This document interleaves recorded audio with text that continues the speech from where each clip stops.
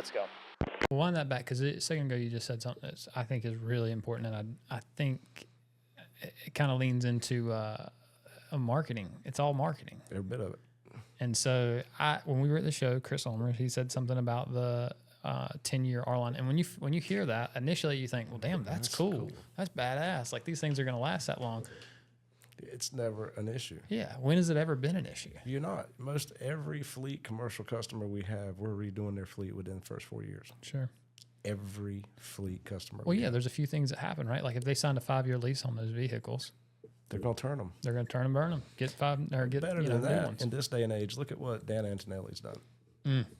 Rebranding is huge. It's huge. Huge. And so all of these clients that we've had for 15, 20 years now, they've went through 2, maybe 3 rebrandings. Have you seen Dan's YouTube presence? No. Josh, will you bring up Kickstart Creative on YouTube? Yeah. Dude, he's crushing. Like Dan's, not to completely just veer off of what we're talking about, but huge shout out to Dan. He's a badass. He really is. His book is on our conference table shop. So I want everybody to understand the mentality behind really the market value of what we do. Yeah, I think I haven't read the book, so I'm not going to act like it, but I want to. The basis, like from what I understand, have you read the book? Not the whole thing. Okay, so but it sounds to me like that book is probably more created for the customer.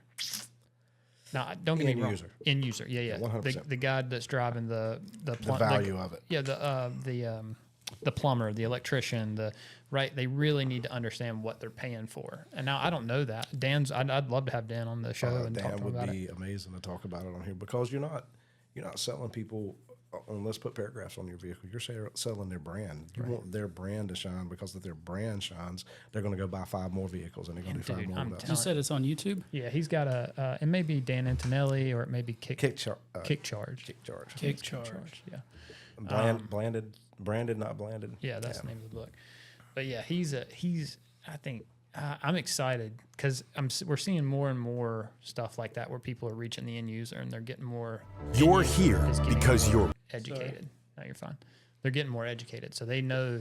Like in the beginning, or when I first started, you had to sell everything. You had to explain everything, right? And nobody really wants to pay for design or setup or any of that stuff, right? They just want you to number. Yeah, throw me a number for what it's going to cost to wrap my car, and it's like, well, if I tell you $10,000 and the next guy tells you $5,000, well, you're going to go have him do it. But what are you paying for? What's behind the money? Right. Why would I be charging that much more? It ain't because I'm prettier. It's because of knowledge and wisdom, and those that we've hired within our team to give our clients the best that we can. Yeah, look at his video quality, dude. Like, he is crushing it.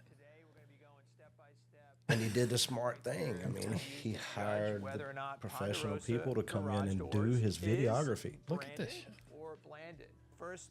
So this is like a series that he's doing where he's looking at people. It's kind of like a rap reactions, but he's doing it based on their design and on stuff. the client level. I mean, if you listen to what he's saying, he's actually talking to someone that owns Ponderosa and telling them they got too much information on there and they don't have enough of their brand logo or their brand itself. Dude, I think it's huge for the industry, because now instead of me trying to sell or you trying to sell a customer, you just say, hey, go watch some of Dan's videos. Watch how powerful what you're asking us to do is. Go check this out. And why I'm charging you what I'm charging you, because I know the power of what I'm giving you. It's huge.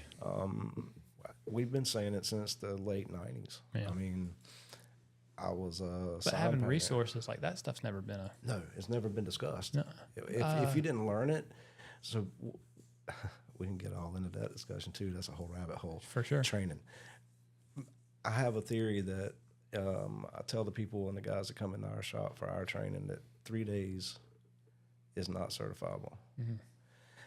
I feel like people should take 3-day courses 4 times a year for 3 years and then come back to me and start talking to me about certifications. You don't have people come in and learn under you in your shop in real-time jobs and then learn in 3 months. It takes 2 to 3 years for them to understand your system, to understand what we're trying to give our clients, what Dan's trying to teach the world about branding. You're selling brands, but it's theirs, not yours. So it doesn't matter. You take your personal feelings out of it. Right. Most of the time when people ask you what you installed yesterday, what do you tell them? Oh, I don't know. It's a sticker. Yeah, just a sticker. Yeah.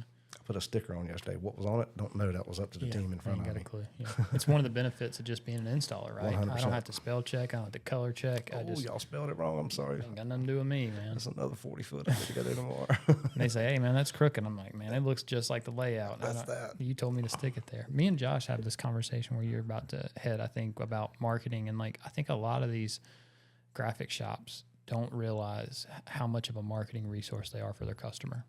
They are. Huge. I It's a mean, huge part of their. If they do it correctly and they educate the client properly, the client will be excited for what he gets every time he comes to your shop. Oh, there's another van going out there with that beautiful brand on it. Right. That's the point Dan's making. Yeah. You can go out there and put as much information as you want on. You can put 10 phone numbers. You can put 4 websites. You know, 2 or 3 barcodes. His favorite thing is he's scans. got some content where he's posts pictures of that shit, like stuff all It's just covered. ridiculous. You can't see nothing. You can't read it. Discombobulated. Yeah. People get lost before they understand what they're looking at. Yeah. Then it's just a pretty painting. But then the other side of that, what we were just talking about, not to get completely off track here, because I appreciate what Dan's doing. Yeah, I do want 100%. I want to get him on. I think it'd be cool. But he the marketing behind this 10-year stuff, like the urethane push, man, like it's becoming more like top of the mind for everybody. It seems to me. I mean, SEMA last year, colored PPF is on every corner. Now this year you're hearing, Arlon, Avery, Orifel, they're all talking about this urethane top coat on their lamination, and it being, all we need to. So is it a possibility that vinyl manufacturers and the manufacturers of these thin films are trying to curb the influence of aftermarket coatings that are being put on vehicles? 100%. Because if you have that much technology put into a top coat film, thin film, what's the need in putting a liquid on it? Mm-hmm. There isn't one. There isn't one. No, we run into, Baden talks about it all the time, how it's like a lot of the same, not the majority of all the same qualities that you get from ceramic coating, you can get from a high-end PPF. 100%. So why? It is a ceramic coating, essentially. I mean, it's not as far as an external on your surface, but Right. you're already protecting your surface. Right. Why do we need to ceramic coat it too? Well, if you're using the right boosters and stuff, though, it acts the same. Based off of what the little bit of research that we've done, you can take in, because he'll bring one back in 2 weeks after he does it just to check it. Make sure everything looks good, and then he'll tell him 6 months, come back in, and he can add a booster in 6 months, and it's got the same Coating. It's essentially the same coating. So Mike, you had Mike and Haley in. Yeah. Mike's in the shop a lot, and he's really into the ceramic coatings. Sure. And he's Well, it's an upsell for him. it is 100% in his position. For us, it's an upsell, but I just assume upsell instead of putting laminate on it, let's put PPF on it. For sure. It's something that we've done. I've had discussions with people online and colleagues across the industry about how we are using PPF as a laminate a lot on prints, on color changes, on yachts, boats, whatever I can get. If I can upsell it PPF and cut down my time on install, it only makes sense. What's the purpose though? Like we're saying, why ceramic coat something I put PPF on? So We've been doing it for years, man. Front ends of race cars. As soon as they opened up the door and they were like, hey, can you guys start doing nose guard on these race cars? We were like, of course. It didn't take very long before it was like, why the hell are we wrapping this twice? what's the point? Why are we doing this? Makes no I just sense. read it the other night. Neil, there was a post on the Wrap Society where Neil had said, oh, no, you definitely need to wrap it first and then install your PPF. And it's like, man, I don't agree with that. Now, I think if you've never installed PPF and you don't understand what it takes to install PPF, then you probably shouldn't. Be trying to turn corners on a bumper with it. Yeah, you shouldn't. On top of vinyl. But I think that's kind of the point, though, is like if you've never used PPF, then don't use PPF. Right. Don't do it. Don't do it dry or wet. Don't laminate it. Don't do it wet because you're not going to get good results. No. We've used it on vehicles, boats. We've turned corners. We've got it to contort around edges and corners. We've had some problems with some of the edges holding because you got PPF on it. It's 8 mil. But if you can get your head wrapped around it being a dry PPF it's beautiful. and treating it accordingly, That's right. you'll get good results. Every time. Now I'd be a liar to say the first few that we done, they didn't pop up. But again, we're in a situation where we're doing race cars. You know what I mean? So it pops up on a race car. If it makes it through Sunday, it's coming off anyway. So it don't matter. As long as we get 48 hours. I said we're good. I look around, I look in here, and I see all the race stuff, and it brings back a lot of memories. So, yeah, that's where it all started. I try to tell people all the time, man, this is, if it wasn't for racing, rapping wouldn't be what it is today. No, the films wouldn't be what they were today if it weren't for racing. So. I think the influence of sponsorship in NASCAR pushed the technology of film to where it is.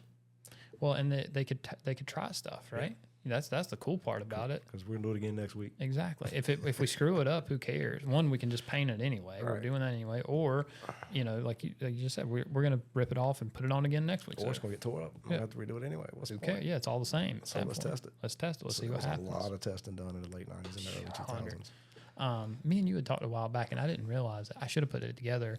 Yates and Yates. Your family goes back pretty deep in racing. So, I painted my first sign when I was 8, and me and Jim have talked about this a lot. Chris Ulmer's heard it a lot. The guys in my shop know it. I spent the first 20 years of my career hand painting signs of all kinds: murals, airbrush, hand paint, pinstripe. A lot of it started because of racing.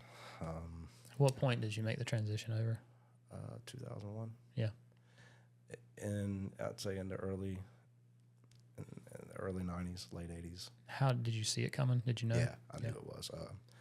I was doing work with, my father worked with Petty Enterprises for years, and I was really close to the Pettys. Gotcha. And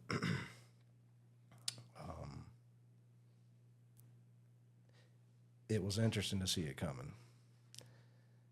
I was pinstriping, doing helmets for race teams. And what drew me into the industry on this side was racing. Lance was working with Hooters Pro Cup Race Series. He was doing most of the teams.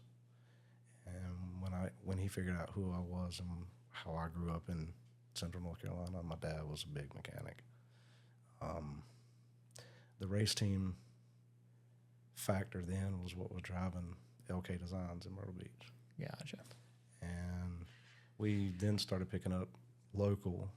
Were you in Myrtle Beach? Yeah, that's what you're saying. We were in Conway. Well, his family was in Conway, but the shop most of the time was in Myrtle Beach or Surfside. So you're from up in this way? Yeah, this is where I was born and raised. Like northern Durham, Roxborough. Oh, okay, I got you. Spent all my life in Central North Carolina, and then I started pandering out into South Carolina when I got in my teenage years. So you lived down in Myrtle Beach for a little while? A long time. Really? Yeah, a long time. And then it started getting split between Myrtle Beach and Florida, and I wouldn't be back in North Carolina now if it weren't for my wife. Gotcha. I'd probably still be floundering around in Florida. It's not a bad place to be. No, Me too. Josh seems to like it pretty good too. What part of Florida? So this is 2013, 2014. I'd been on the road for almost 15 years doing graphics. Installing? Yeah. And for a lot of different companies, a lot of fleets, a lot of big contracts that me and Edwin put in place. Kind of leaving when we left Lance in 2006. He sold to the Oldham Group in 2008, I think, or 2009. Edwin did? No, Lance. Lance. Design. Me and Edwin stepped out, started doing our own contracts all over the country, just traveling and installing. I got tired of staying in hotels. Mm-hmm. So when I went to Florida, Lance's grandfather passed away and had a little place in Punta Gorda. I went down to Punta Gorda for a while. Then I was doing some stuff up in Orlando on contract, so I got a little place in Lakeland where I could stay up there. Didn't have to stay in a hotel. And I started helping Nathan and Aaron from 201 when he was with Nathan in Jacksonville. So I got a little place in Fernandina Beach, so I didn't have to stay in hotels. Gotcha. And so when I met Lisa and Aaron's one I hadn't heard in a long time. Yeah, that's a name I hadn't heard. I had 3 different places. I had all my stuff split up in 3 different places in Florida, so I didn't have to stay in hotels. And I moved back to North Carolina in 2015. Me and Keone got everything together, started figuring out that we had both hit essential ceilings and to see what we could do together. And then we started building. You think Keone would come up and do an episode with me? 100%. You think so? Yeah. I hesitated to ask him because I just figured he'd say no. He's busy, but I mean, he just had shoulder surgery, right. So he ain't. And when the container shows up 2 weeks from now with a bunch of material in it, and we have to unload it, he can't come help. I got you. I got a bad chest plate now from the wreck that I had a couple of years ago, so I won't be lifting nothing out of the container. I got you. So you started telling me about that earlier. What's the story with the containers? This ain't the first time I've heard you talk about buying a container. We buy containers of mostly what the containers are banner stands and 10-foot, 6-foot, 5-foot rolls of banner What material. are you doing with a fucking container of banner material? We print it, Yeah. send it, shoot it, let it go. Is that easy wraps or is that That's capital. capital? So easy wraps, we wanted to stay around wraps. I mean, I got you. I don't want to turn it into a whole print wholesale. You know what I mean? I want it to become a print provider for the wrap industry. So for anybody that don't know what Easy Wraps is, Yeah, Easy Wraps is a wholesale division basically for our industry to provide printed material for wraps of any kind. I don't mean just car wraps, floor wraps, wall wraps, ceiling wraps, glass wraps, whatever you want to wrap, we'll print it, ship it. But what I didn't want to get into was signage, and banners falls under that. So we'll just run all that through Capital Wraps as it has been.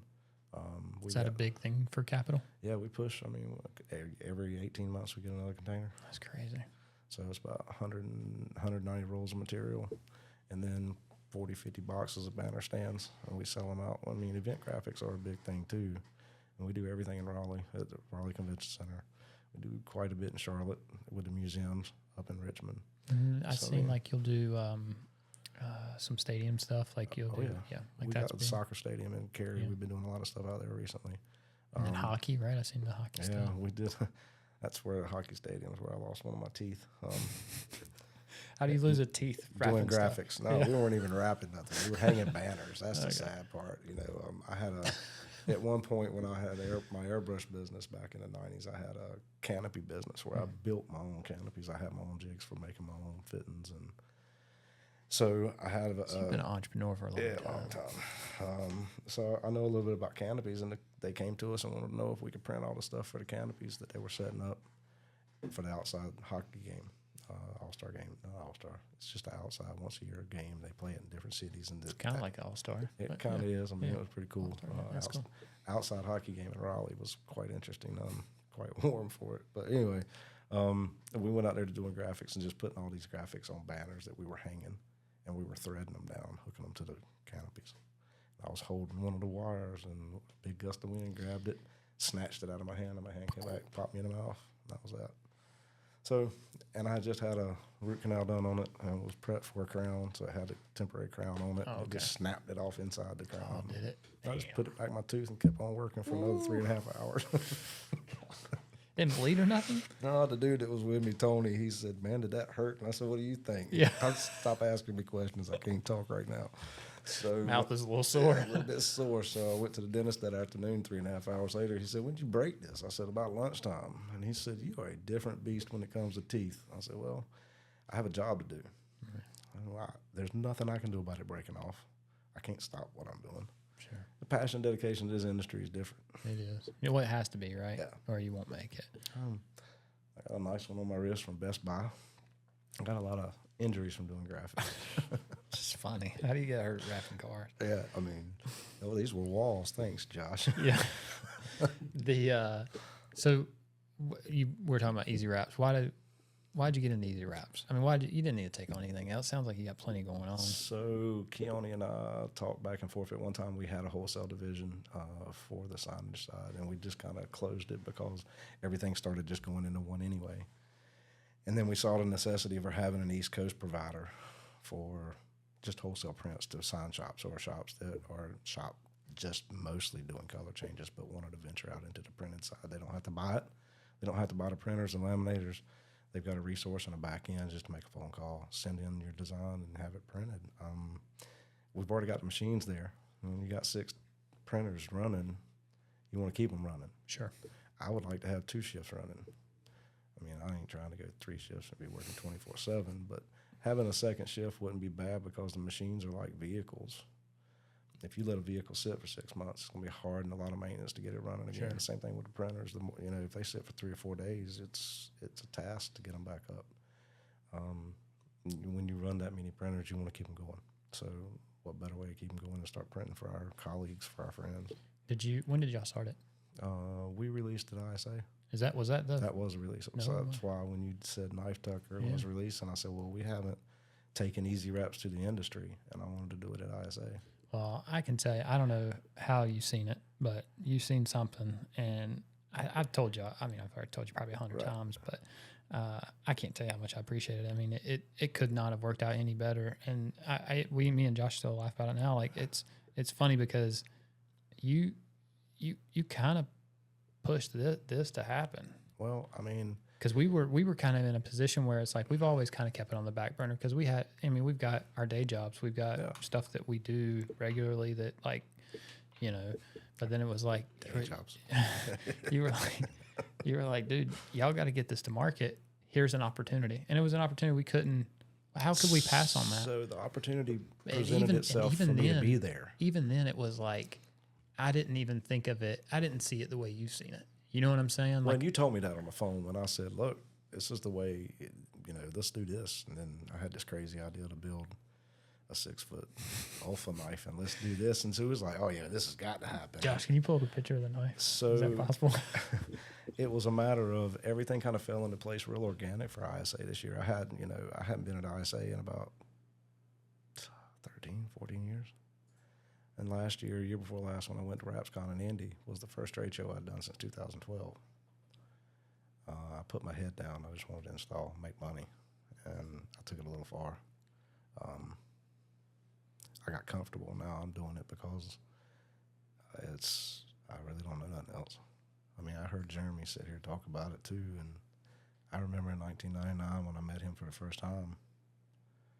And then a few years later, he was at Lance's shop doing installs for us, like 2 or 3 years after he had started, who did that. Mm-hmm. And it kind of encouraged me and Edwin to do what we did and start Vinyl Pros. And that led me to here. So, I mean, we're almost 20 years from that date. And you don't realize that it is a life. It's not.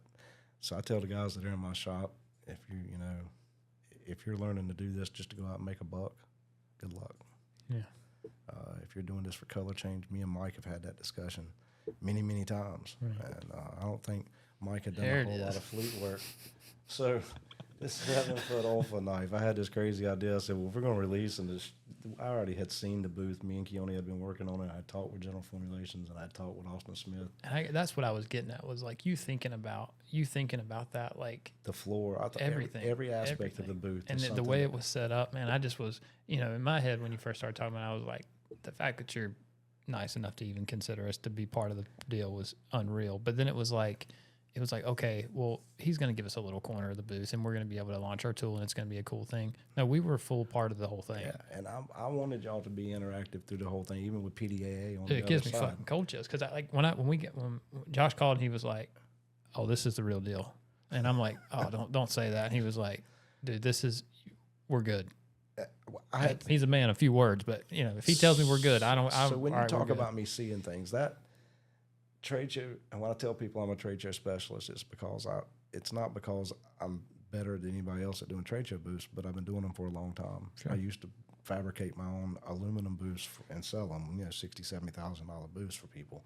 We did a Hooters Pro Cup series, and they went in and set up a 30-foot booth, and we had it as a cantilever overhang over the booth. I mean, you think about like the banners on each corner, and even the van. Like the van was cool. The 8-foot knife with a tucker on it. I mean, the way it worked. I mean, for us, like I'd be sitting there and I could watch. I stepped back a few times and I would watch it, and I would watch them go to PDAA.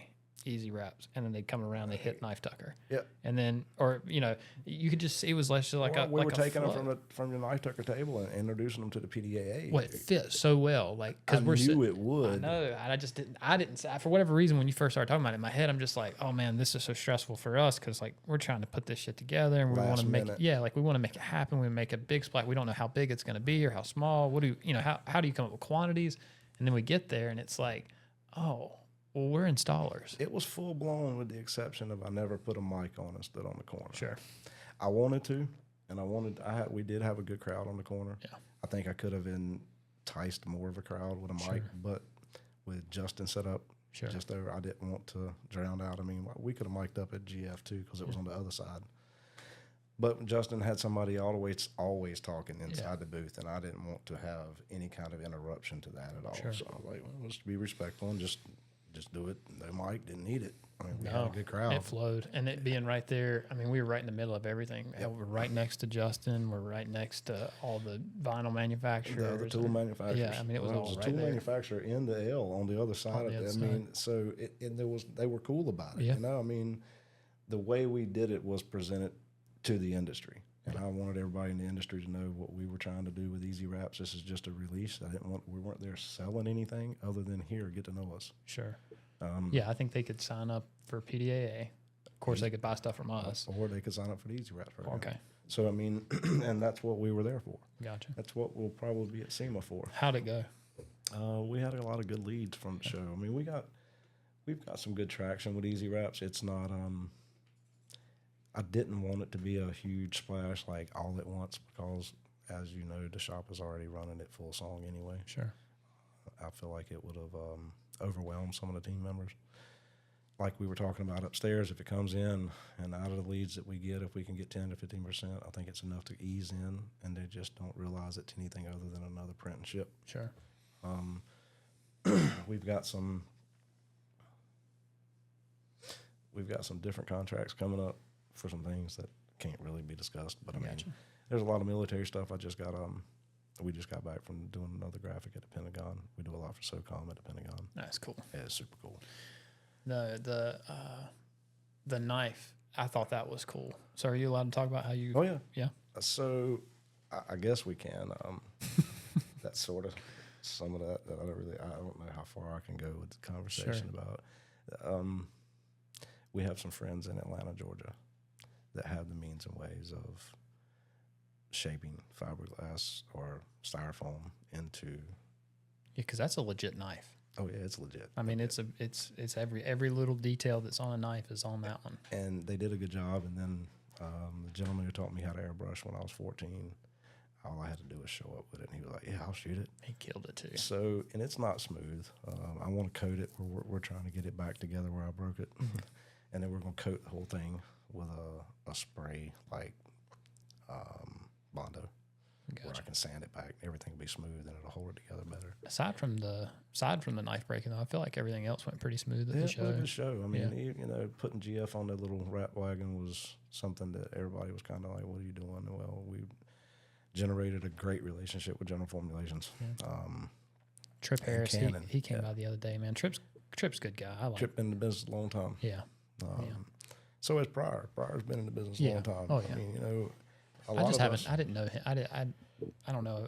I just didn't know him. I mean, he's been around, I guess, but I've never met him. Trim USA, like years and years ago. Oh, really? Is where I first met Trip. I think he told me the other day he worked down at Reese, or not Reese, Tube Light. Tube Light down in Charlotte. Yeah. So I mean, I think after his time or tenure at Trim, I think he bounced a couple times, but he landed at GF, and it seems to be a good fit for him. Been some good people come out of Trim USA. Yep. GF, you know, I think a lot of us been using their materials for years, but it was on a calendar side. Calendar side, yeah. And cut vinyls and stuff we used for years and years on bigger contracts, AT&T, Verizon. We've used a lot of. I've had to use some of the material, the new cast line, and it's good. Cast, I mean, I went up there and watched it, and I saw how they make it, and I mean, I spent 2 or 3 days up there at the cast facility, just getting as much knowledge about the films and what they were going to release at ISA with their wall wrap. And then Josh Culverhouse with Orifel. He's been in my chest for many, many years. Yeah. And we just started a great relationship with Orifel. We just did a Mustang job for them down in Charlotte. They had the 40th or 60th, I think the 60th anniversary car they did with Ford that they're going to run at the Le Mans. And it was a badass car, dude. It was a really cool experience. But yeah, they reached out and it was cool. All the guys at the shop loved the Orifel material install, and then stuff we installed was that urethane. It was a new urethane film. It's amazing. Urethane keeps coming up. I know. mean, I don't know that there's really. It does make you speculate, though. It makes you wonder what's going on. Like, what's the reason? Is it a marketing tactic? Is it? Again, I think it's a way for them to curb the whole ceramic coating. Yeah. I mean. To win back some of those customers? Well, just to stop it. Not in the sense of stopping it, but what's the purpose? Why would we? And, on cars is one thing. There's a place for it in the industry. Well, you were talking about it earlier with Chris Ulmer about that whole, like, who's taking advantage of a 5-year warranty anyway? So they don't really lose anything by offering 10-year, right? Like it's not like it's a marketing value. I know for sales, right? But is anybody going to hold them accountable for 10 years? I guess even with the relationships that I've had with 3M and R-Line, Avery over the years, now with GF and with Oracle, I guess the way I say it, I guess I need to be cautious about it. But at the end of the day, either the film is going to work or it's not. And so why put a ceramic coating on something that you're trying to sell and you want to resell? The manufacturers want to sell more films. What was Chris's take on it? He's going to do some testing like we are. Yeah. I just want to get to the bottom of it. I mean, I want to know what it is. I want to know what the failure point is. Delamination issue that's been happening a lot with a lot of films. Yeah. And then I think 3M's laminate sticks fine. The problem is all their film is sticking fine right now. It's real fine. Maybe too fine in some situations. And I think some of the issues aren't just in the delamination as much as the films are breaking, and now we've got the UV gel inks, and we're running 2 Colorados at the shop. And how you liking those? in the very beginning, we had a lot of breakage. Seen it online, talked about it at shows. I've talked about it with the manufacturers in the shop and put it in front of them and let them see it. And I'll put 3 or 4 films in front of them and let them break, every one of them break. And then, our film's not in there, and I'll flip over to the third one. It's their film. And so it's not. You're just saying it's brittle, like it'll rip? And they're saying it's from the UV gels, and I'm saying, no, it's not. I think I have come to a conclusion of what the break point is, and I think it has something to do with the raw material shortage. Well, you've only got 2 UV gel printers, right? I still have a latex, and we still have solvent. We still have EFI. Right. I'm getting ready to put in another EFI and get rid of the solvent and we'll have 2 EFIs, the 3100 latex, and then potentially a third Colorado in the next few months. I don't know. Depending on if we keep selling. Right. Yeah. I mean, I ain't gonna buy more printers if I can't use them. Yeah, why would you? That makes sense. But I don't have a problem with the UV gels. I think you don't think that's the problem? No, not at all. I think it's the base. I think it's the print films themselves. All of them are different. White values, all of the substrates, the face stocks, and I think the raw material shortage that we witnessed a few years ago has something to do with it. I think all the manufacturers had to rely on a single source for that replacement. And you think it's like one of the basic things that are in, like a basic component? Whatever that raw material is that was short, it made a difference then, and all the materials started breaking at the same time, which made no sense to me. It just happened to coincide with the time that they released the UV gel printers. Gotcha. And so I dove down into profiling, and we got with Canon, and we got with General Formulations, and we got with Oracle, and we actually got print values down where I don't have such ink saturation, but I can still get the brilliancy from the prints. And so without that ink saturation, you're not affecting the integrity of the films. Right. So the less ink saturation that you put down on the film with UV gel, the better. But you're still holding good color and everything. Still holding real good color. And you're getting good stretch and stuff out of it? So the biggest thing with UV gels is I had these conversations earlier this week with a couple of people, or last week, sorry. It's Monday. It has been all day. I feel like I work 7 days a week. Yeah, I seen your shoe. That's how I know it's Monday. It is. It was just a Monday. I don't talk about my shoe. So when it comes down to the break value and the integrity of the films,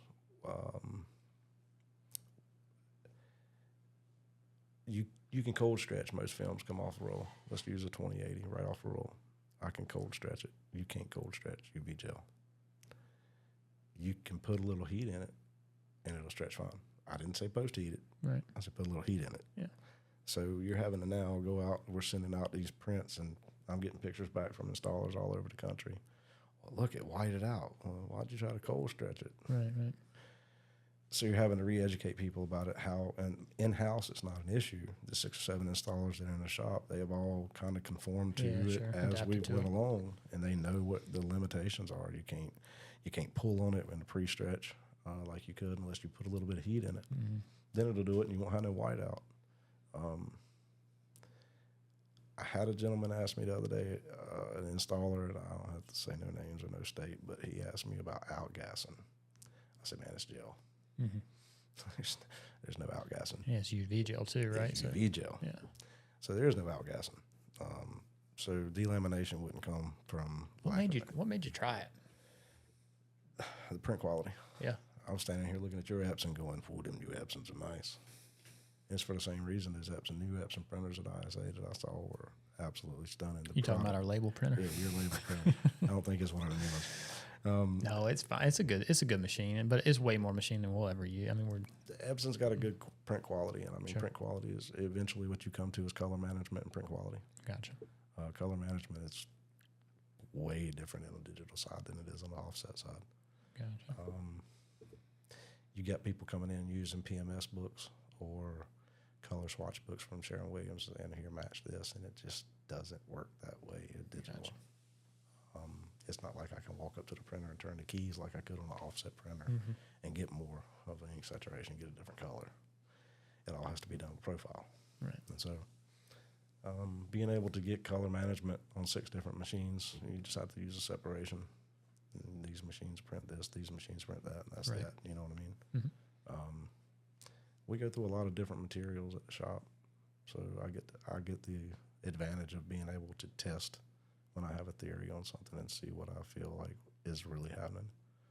And you could just tell in the very beginning with the Colorados, the profiles that we were just given, random generalized profiles, was just way too much ink saturation. And that was so they could get that brilliancy, so they could sell the machines. Right. No different than the vinyl manufacturers are trying to sell more rolls. Sure. They're trying to sell more units. And if that's what it takes is to get people to understand that you can still play around with the profiles and get that brilliancy without that much ink saturation, and you don't have so much integrity loss in the film itself. Yeah, and being an installer, I'm just listening. You know what I mean? I'm just hearing what these people are talking about, but it sounds very comparable to the vinyl side of things, right? Like you've got several really good manufacturers, and it's like they're all getting real close to the same quality, and their price is real close to the same. So it's like, how do you make that call? And we don't see a lot of people step outside of their comfort zone and try gel. I mean, and then I met another guy down in Houston, Texas. His name is Gio. Super nice guy. He come into class with us. He was actually in the first class I ever taught in St. Paul, and he had Epson resin printers. Resin a little different. Yeah, a little different. I really don't even still understand completely how it works, but he was like, you know what, we just want to try something different, and we stepped into a space where it looked like it was going to be more economic, and he's like, so we gave it a shot. Gave it a shot. Yeah. I mean, I guess that's where it was. Keone, for 2 years, Colorado, Canon trying to sell it.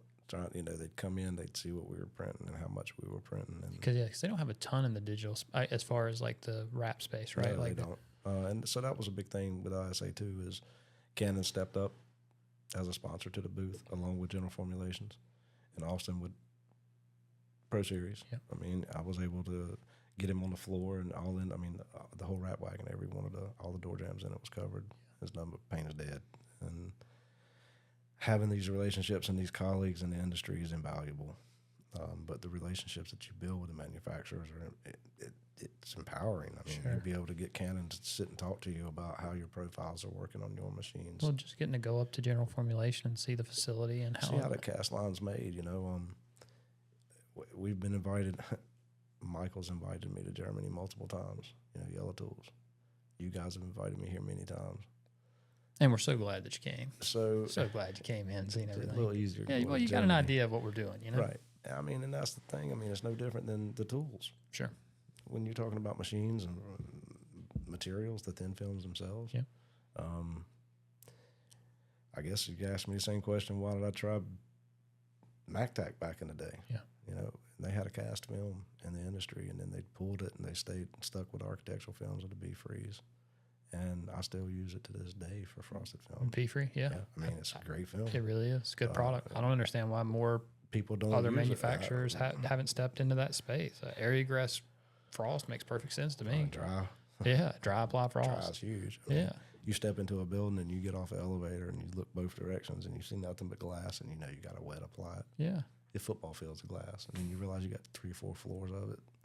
It'd be a lot easier to do it dry than it would wet. It's a lot less messy. I don't think it's just Jeremy Connors, but there's a couple other guys, maybe Ingram, and there's another one too, and I can't remember who it was, but they built out these tank setups. Omer's got one. He's got a nice setup, but those pressurized tank systems. Yeah. We got one. We got 2 of them, 3 of them at the shop for that reason. And he's got Jeremy's got one he built out, I wish I knew who originally built it. Jeremy told me, but I just off the top of my head I can't remember. But he has it built to where it's got like a pump system on it, a Chris battery. Elmer's got a battery operated. Yeah, like he it's uses all the DeWalt batteries on. He's got it on a little roller. He rolls that thing. The only thing he needs is access to water. Everything else he's got, it's ready to boom, boom, boom, start spraying, which is crazy, dude. Like that's a whole setup just dedicated for that. Well, it's hard to explain to installers, and Jeremy well understands it. When you walk in, nobody's done one of these facilities with you, and you tell them you walk out the elevator and they can't see nothing but glass, and you're like, "Yep, we're gonna do a floor a day." Yeah, he was talking like 70-story buildings or some crazy shit. Like, what do you mean a floor a day? Yeah, you lost your mind. There's more glass in here than there is at the glass manufacturer because we're gonna get in the system and you're gonna figure it out. Yeah, we're gonna stick some material. You start, Chris, Jeremy, myself, Jim. We all figured out there wasn't videos, there wasn't how-tos. Hell, there was no standard. Probably still lacking some standards in our industry. Probably so. But we figured it out the hard way, and trying to articulate that knowledge and wisdom is something different. Keone's been asking me for years, will you write it down? Man, there ain't enough paper in this room to write it down. I mean, so it comes down to how much knowledge can I give back before I stop? Yeah, because it's one thing to do it for one manufacturer. Yeah, man. You know what I'm saying? Like just to try to hone it in and just say, okay, we're going to put together a curriculum or some knowledge in this space just to take care of this. But if you pick one like 3M, they've got lines. Dude, I would hate to see what they have to go through to write a new SOP or, just for one film. Pick one and just run with it. I mean, I've seen some of the them, whole of course, process start to finish. Yeah. Like, to see the what Michael, Yellow Tools. Mm-hmm. The facility itself, how efficient it's run. Mm-hmm. We got 33 employees in my shop. We got more employees than I think we need. I think efficiency I think Michael's on something. Yeah. So make really damn how much you put into how many different products you offer. It's how much to give a damn you put into the quality of what you're offering. Sure. I will say this. While we were at the show, Michael came over, grabbed me. We had we had really, really good conversation, and we talked about it. And one of the first things he said was, good job. You did a good job. What'd I tell you? And then I know, but you just never know. I mean, you don't. I don't know where it's at. And then, not that it's worth anything, but he was saying, hey, we're not going to knock it off. We're not in the businesses. He's like, dude, you got one product. We got 300 SKUs. I'm not in the business of knocking somebody. And I was like, I appreciate you saying that. And then he turned around and he gave me his book. Yeah. You know what I mean? And I thought that was pretty cool, man. He's a pretty stand-up guy. I like him. He got a great system in place. I know. And he did something for our industry that, I know Dustin, what he did with the Raleigh Pro for our industry was huge. Yeah. And it's Raleigh Pros and it's knife tuckers and it's... Jeremy texted me the other night and he said, I don't say this often. This is after he did the podcast. Right. And he said, but I'll tell you, he said, forever it's just been the top three that really made a difference. It was Knifeless, Wrap Glove, and Raleigh Pro. Yeah. And he said, I'm saying it now. Knife trucker will fall in those categories. I told you that the night you were sitting at the Airbnb, the night before you pulled it to the show for the first time. I put it in my knife for the first time at that Airbnb, and there was about 16 of us in that Airbnb that night. And I said, this will be right there beside Raleigh Pro. It just feels weird thinking about it and talking Raleigh Pro's about a different beast. It is, too. It was for a different aspect and a different process of what we do as installers. Raleigh Pro is invaluable. Sometimes I really don't even think that Dustin knows. He don't know what it did. You know what I mean? He don't know what it did to the industry. It's so hard to say that he's humble. Man, yeah. You know what I mean? It's hard to say he's humble, but he's done such a good job of keeping disconnected from it and not letting it really get to him. And you know what I mean? Like overkill. Go overkill, right? He just let it be what it is. And man, that's because it's hard. Like even after the show, like I left and I felt, I can't even begin to tell. I mean, when I tell you how much I appreciate it, I really mean it, because when I left, I felt like I was on cloud nine. I didn't know what to think. I took this little thing and like showed it to. I remember the first person that walked up. Man, it was like they were like, they're aha moments. What is that? Right, it's an aha. I need moment. that. And it wasn't even. I didn't even have to tell him. I didn't have to tell him nothing. He knew. He knew at that moment. He was like, I gotta have it. Well, it's just like all he wanted first to time know. you put a Raleigh Pro in your hand. How much? That's all he cared. Did you know it was gonna work? Yeah. Oh yeah. knew. Same thing. Yeah. When Well, Dustin and I'd showed watched those guys do it a couple times, but I knew. I remember walking around the trade shows with Dustin when he had a prototype, and It's probably around here somewhere. one of them. Yeah. I told him the same thing I told you at ISA, that it was like deja vu, sitting there the night before release. And I told Dustin I had used it and played with it. He's running around with his backpack torch. He's showing everybody to show how it works. And we're doing demonstrations beside Frank Feller's. And yeah, I knew what he had just brought to the table. And like you said, I don't know that he does. I don't think he does. And I'll say this too, Dustin had a huge impact on the knife tugger. Without him, I don't think it would ever happen. Mindset. 100%. Dude. His mind, being able to work with him and to see how his mind works, like he don't let a lot of people in on that. You know what I mean? Not on that side of it. I mean, if he ever gets you down and starts talking about it, though, you'll be there for hours. You'll be there for hours. Because that mind, he just releases when he gets that close to you. He will dump it out on you. Yeah. And most people, when they hear it, because it's a lot. Yeah. It's heavy. There's a lot of shit that goes through that man's head to understand it, It's like it requires that time, you know what I mean? Like you gotta mental devotion to fortitude. Like he just fucking just pounds on stuff and don't let up. So it was funny the first time I used a Rolly Pro in a real setting. Albert Hatfield reminded me. I was at a Hexas class, and I walked in for the first day, and he was like, "This dude's here in my class." And he commenced to telling everybody that in 2008, I backed a 53-foot trailer into the ISA show. That's cool. And wrapped it like 3 times during the show. Albert's cool, dude. He's another one. I'd love to have Albert up here on the show, Albert would be awesome. You just need some time, kind of like Dustin. You're going to be here talking for a little bit. In this room, you might need some kind of evacuation system for the smoke. I don't think I'll ever get Dustin on, but maybe. I mean, what happens if you do get 4 or 5 of us like that at one time? That would be badass. Josh said it earlier. It'd be fucking awesome. I mean, there's a lot of time vested in within a few dozen of us, just into this industry. And we could do it. I mean, we got the space. We could set it up. It wouldn't be hard. Jim Miller's knowledge is invaluable, and I don't think he's wrote it down either. No. I mean, I don't think he wants to be honest with you. And that might be where I'm at with Keone and the team. I mean, I give them enough knowledge. I mean, of course, there's a lot of aspects of within the team, the different teams that you have to set up, and how you don't only have to set client expectations, but the client has to understand that you, as a team, have expectations. Mm-hmm. And so, being able to articulate myself into the individual teams in the shop, something that was new for me. I wasn't individual. Mm-hmm. It was just me and Edwin, or whatever team we put together to go do installs, and that was that. I didn't have to worry about all these different tables putting food on, Right. And now we sit around trying to figure out what tomorrow is. Mm-hmm. And when you have downtime, it kind of worries you when you you build everything up, and then all of a sudden you got a few days of downtime, and it's kind of scary. So I talked to Jamie. Jamie's summers always get slow just because at the beginning. Time of the year. Yeah, that time of the year. And so before I worked with Dustin, that's how I was. I was in a constant panic state all the time. I was wired up, and it was like, what am I going to do next? I'm dressed up, nowhere to go. Yeah, I mean, all the time it was like that. And then, we went through that transition with Odie, and then started working with Dustin. And one of the first things Dustin told me was, "Hey, if we're going to work together, enjoy it when it's busy, enjoy it when it's slow. Because you're going to want it. You're either way." Yeah, I mean, right now, either way, you're going to want it. We're not slow at the shop, but we're slower than we have been. Right. But as far as downtime, I bet I haven't had 30 days of downtime in the last 5 years total. Yeah. So having a lull for a day or two, it's kind of nah.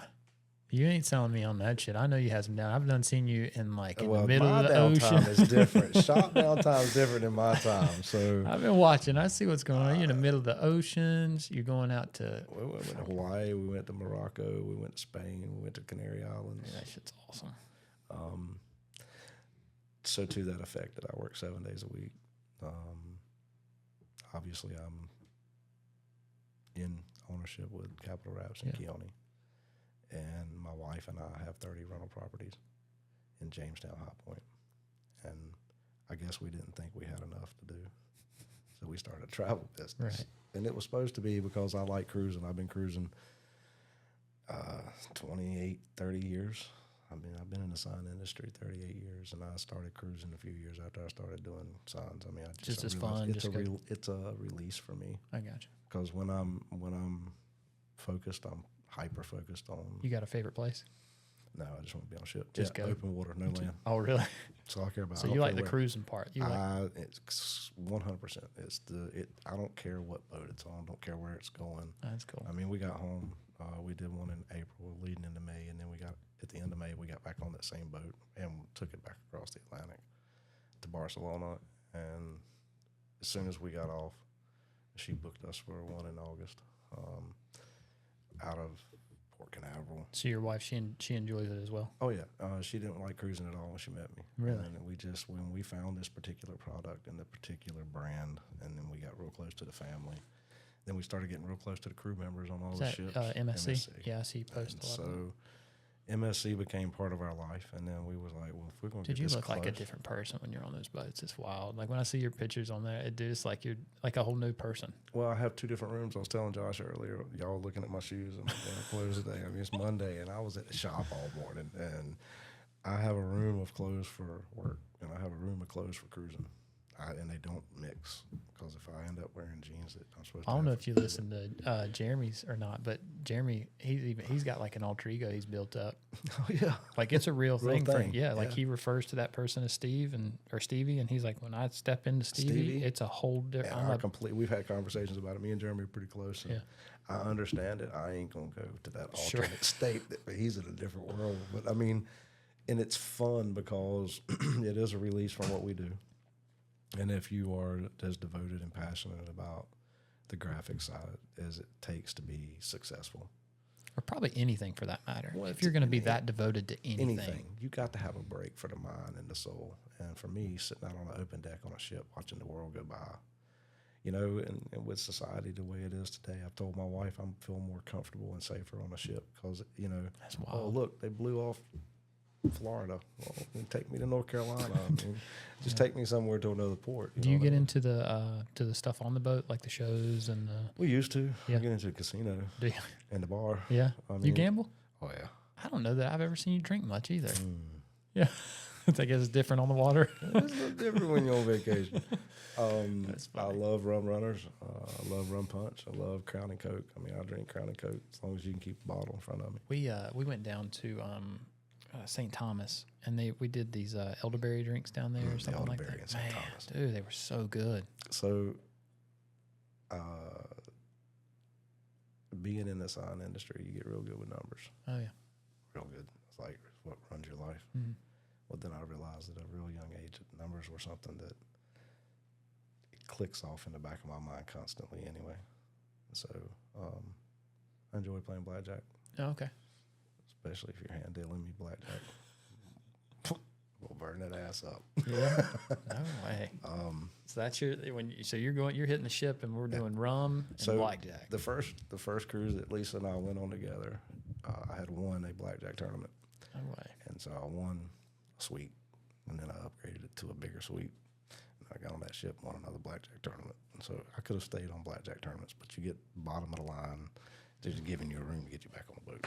And so, but now with her being in the position she's in, I'm sure that y'all probably get nice places to stay. Well, so with MSC, there's an experience called the Yacht Club experience. So you have Bella, Fantastica, and Aria, which is a spa, and then you have Yacht Club. Yacht Club's completely inclusive. Everything on the ship is already paid for you. Drinks, food, extra, Wi-Fi, everything's paid for.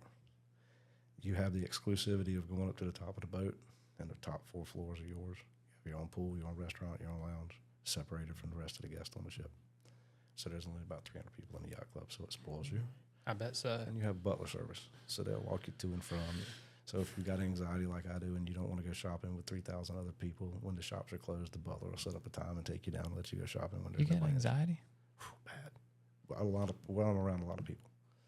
Really? Like I grew up doing North Carolina State Fair, airbrushing at the fair, being around a bunch of people in Myrtle Beach, had my own airbrush booth. Bro, I seen you at the show. You were crushing it. Like I love being around a bunch of people in a show setting, or And I think that's where I correlate. Like you look like you were on fire. When I'm at a show like that, if they put a mic on me, it's just like me standing in front of an easel airbrushing when I was 18. It drives me, so I feed on it. The more people standing behind me, the better off I am. So when I was demonstrating in 08, when Albert was talking about me doing the trailer, I would be set up in one corner and Frank Fellers would be set up in another corner. We'd both be demonstrating at the same time. We'd draw 70, 100 people to the corners. And at one time, the people running the show asked us to alternate our schedule Times. because we were just emptying show floor to the two corners. Right. And I guess when you feed on it, you don't mind putting a mic on and talking. Yeah, but where does the anxiety come in for that? Like, how did? Well, I can't if I don't have a mic on and I'm not teaching, or if I'm not in the process of creating something, and I'm just out walking. I can walk into a mall and start sweating. I gotta go. Way, that's wild. So it's a little different. I mean, I get off the boat. 4,000 or 5,000 people got off the boat at the same time. We're all standing there at the port. Nobody wants to do anything. I'm like, oh, enough of that. Let's get back to the boat. Get the hell out of that. I mean, and so now we've got to the point where we just don't put ourselves in that position. If I know 4,000 people's getting off, I don't get off with them. I wait 30 minutes. When they disperse, I'll go about my business. Yeah, I just don't put myself in that type position anymore. COVID changed things for the society, how everybody treats, how being around other people. Sure. And I just got real freaked out. We never stopped. I mean, we talked about this a couple times too. A lot of the graphic industry didn't stop, but some of us were really blessed to have enough work to keep going. Yeah, they identified us as essential. Yeah, I guess essential is what we were because we put a lot of stickers down. Me and Keone cut pallets of acrylic sneeze guards. I mean, just pallets. And man, when I tell y'all he's smart, you do want to get him in here and just listen. And how important was that for you, the relationship with Keone? So Keone and I's relationship started in 2006, almost 20 years, and for a few years it was fine, and I'm real stubborn, and I'm real headstrong about quality, what I want to see from what we're doing. Mm-hmm.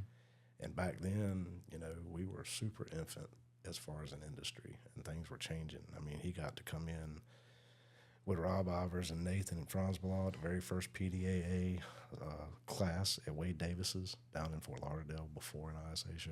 And he got to experience me in that realm, like you said, you saw me at the show. Yeah, that was the first time he had ever experienced me at a show. And from that point, we started building a relationship of install in his business, and he was in a little farmhouse, and I started intertwining myself. Me and Edwin came up, spent a lot of time in North Carolina. I was living in Myrtle Beach. Yeah, because I think he was saying something. He was like from Amish country or something.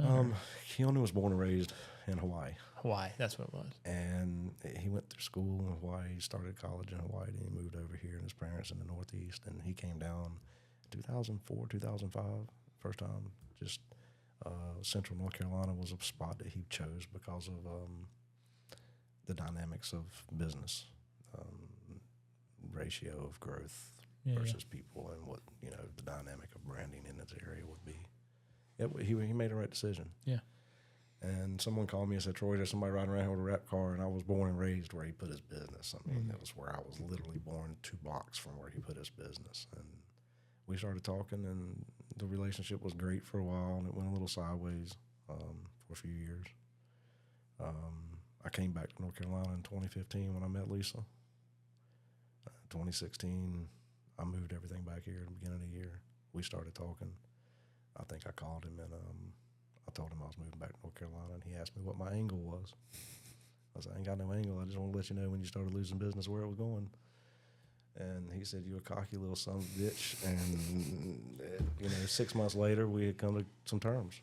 And those terms have changed a little here and there over the years. Sure. It was more of a consulting that turned into an ownership. I mean, when I talked to Kip Johnson about consulting, he kind of tells me I went the wrong way with it. You're supposed to go in and help, get the hell out. Sure. And I went in, helped, and stayed. So maybe I wouldn't be good at a consultant position. But, I mean, Michael Irvington asked me to consult with South Georgia Graphics with him, just south of where Jim and them are. And for years, it was like torment for me. I want to go help this kid out. He was getting ready to open another shop, a second location, and he was offered something from someone in a higher position in Atlanta that got tired of him telling him that you got to wait 3 weeks and this gentleman had enough money to buy him out. And so I never got to consult from Michael. He went to work for Tyler Perry Studios. Oh, no way. And so you work there now? He does. Okay. And so we've got a great relationship with them, with him. He's doing really good, man. Michael had a great business in South Georgia, and I wanted to go through and help because I talked to you, and I talked to Omer, I talked to Dustin, I talked to Jim Miller about giving it back. And in the last few years, jumped in. PDAA asked me to get on board and do what I can to help PDAA and do some classes. And I would love for them to be 30, 50 people every class. But, you know, that mentality that I have that just one class is not a certifiable class, I feel like continued education in what we do. I've been continuing to learn all 30-plus years I've been in the sign industry, from hand painting them to doing them the hardest way possible. You hand lay them out, you hand cut them, you hand spray them, and now we've got all this technology that does it for us. Right. And it just went in a different direction. I mean, I was able to come into the industry with Nathan. Nathan was a big draw for me, 2001. He was like, you got to step away, and airbrushing is dying, and the hand painters are going away. And, I mean, you talk about hand painters now there's not many people that can go out there with a ruler and a pencil and lay out a full sign and hand paint it. Right. And it is a dying art. For sure. I do miss messing with the quills.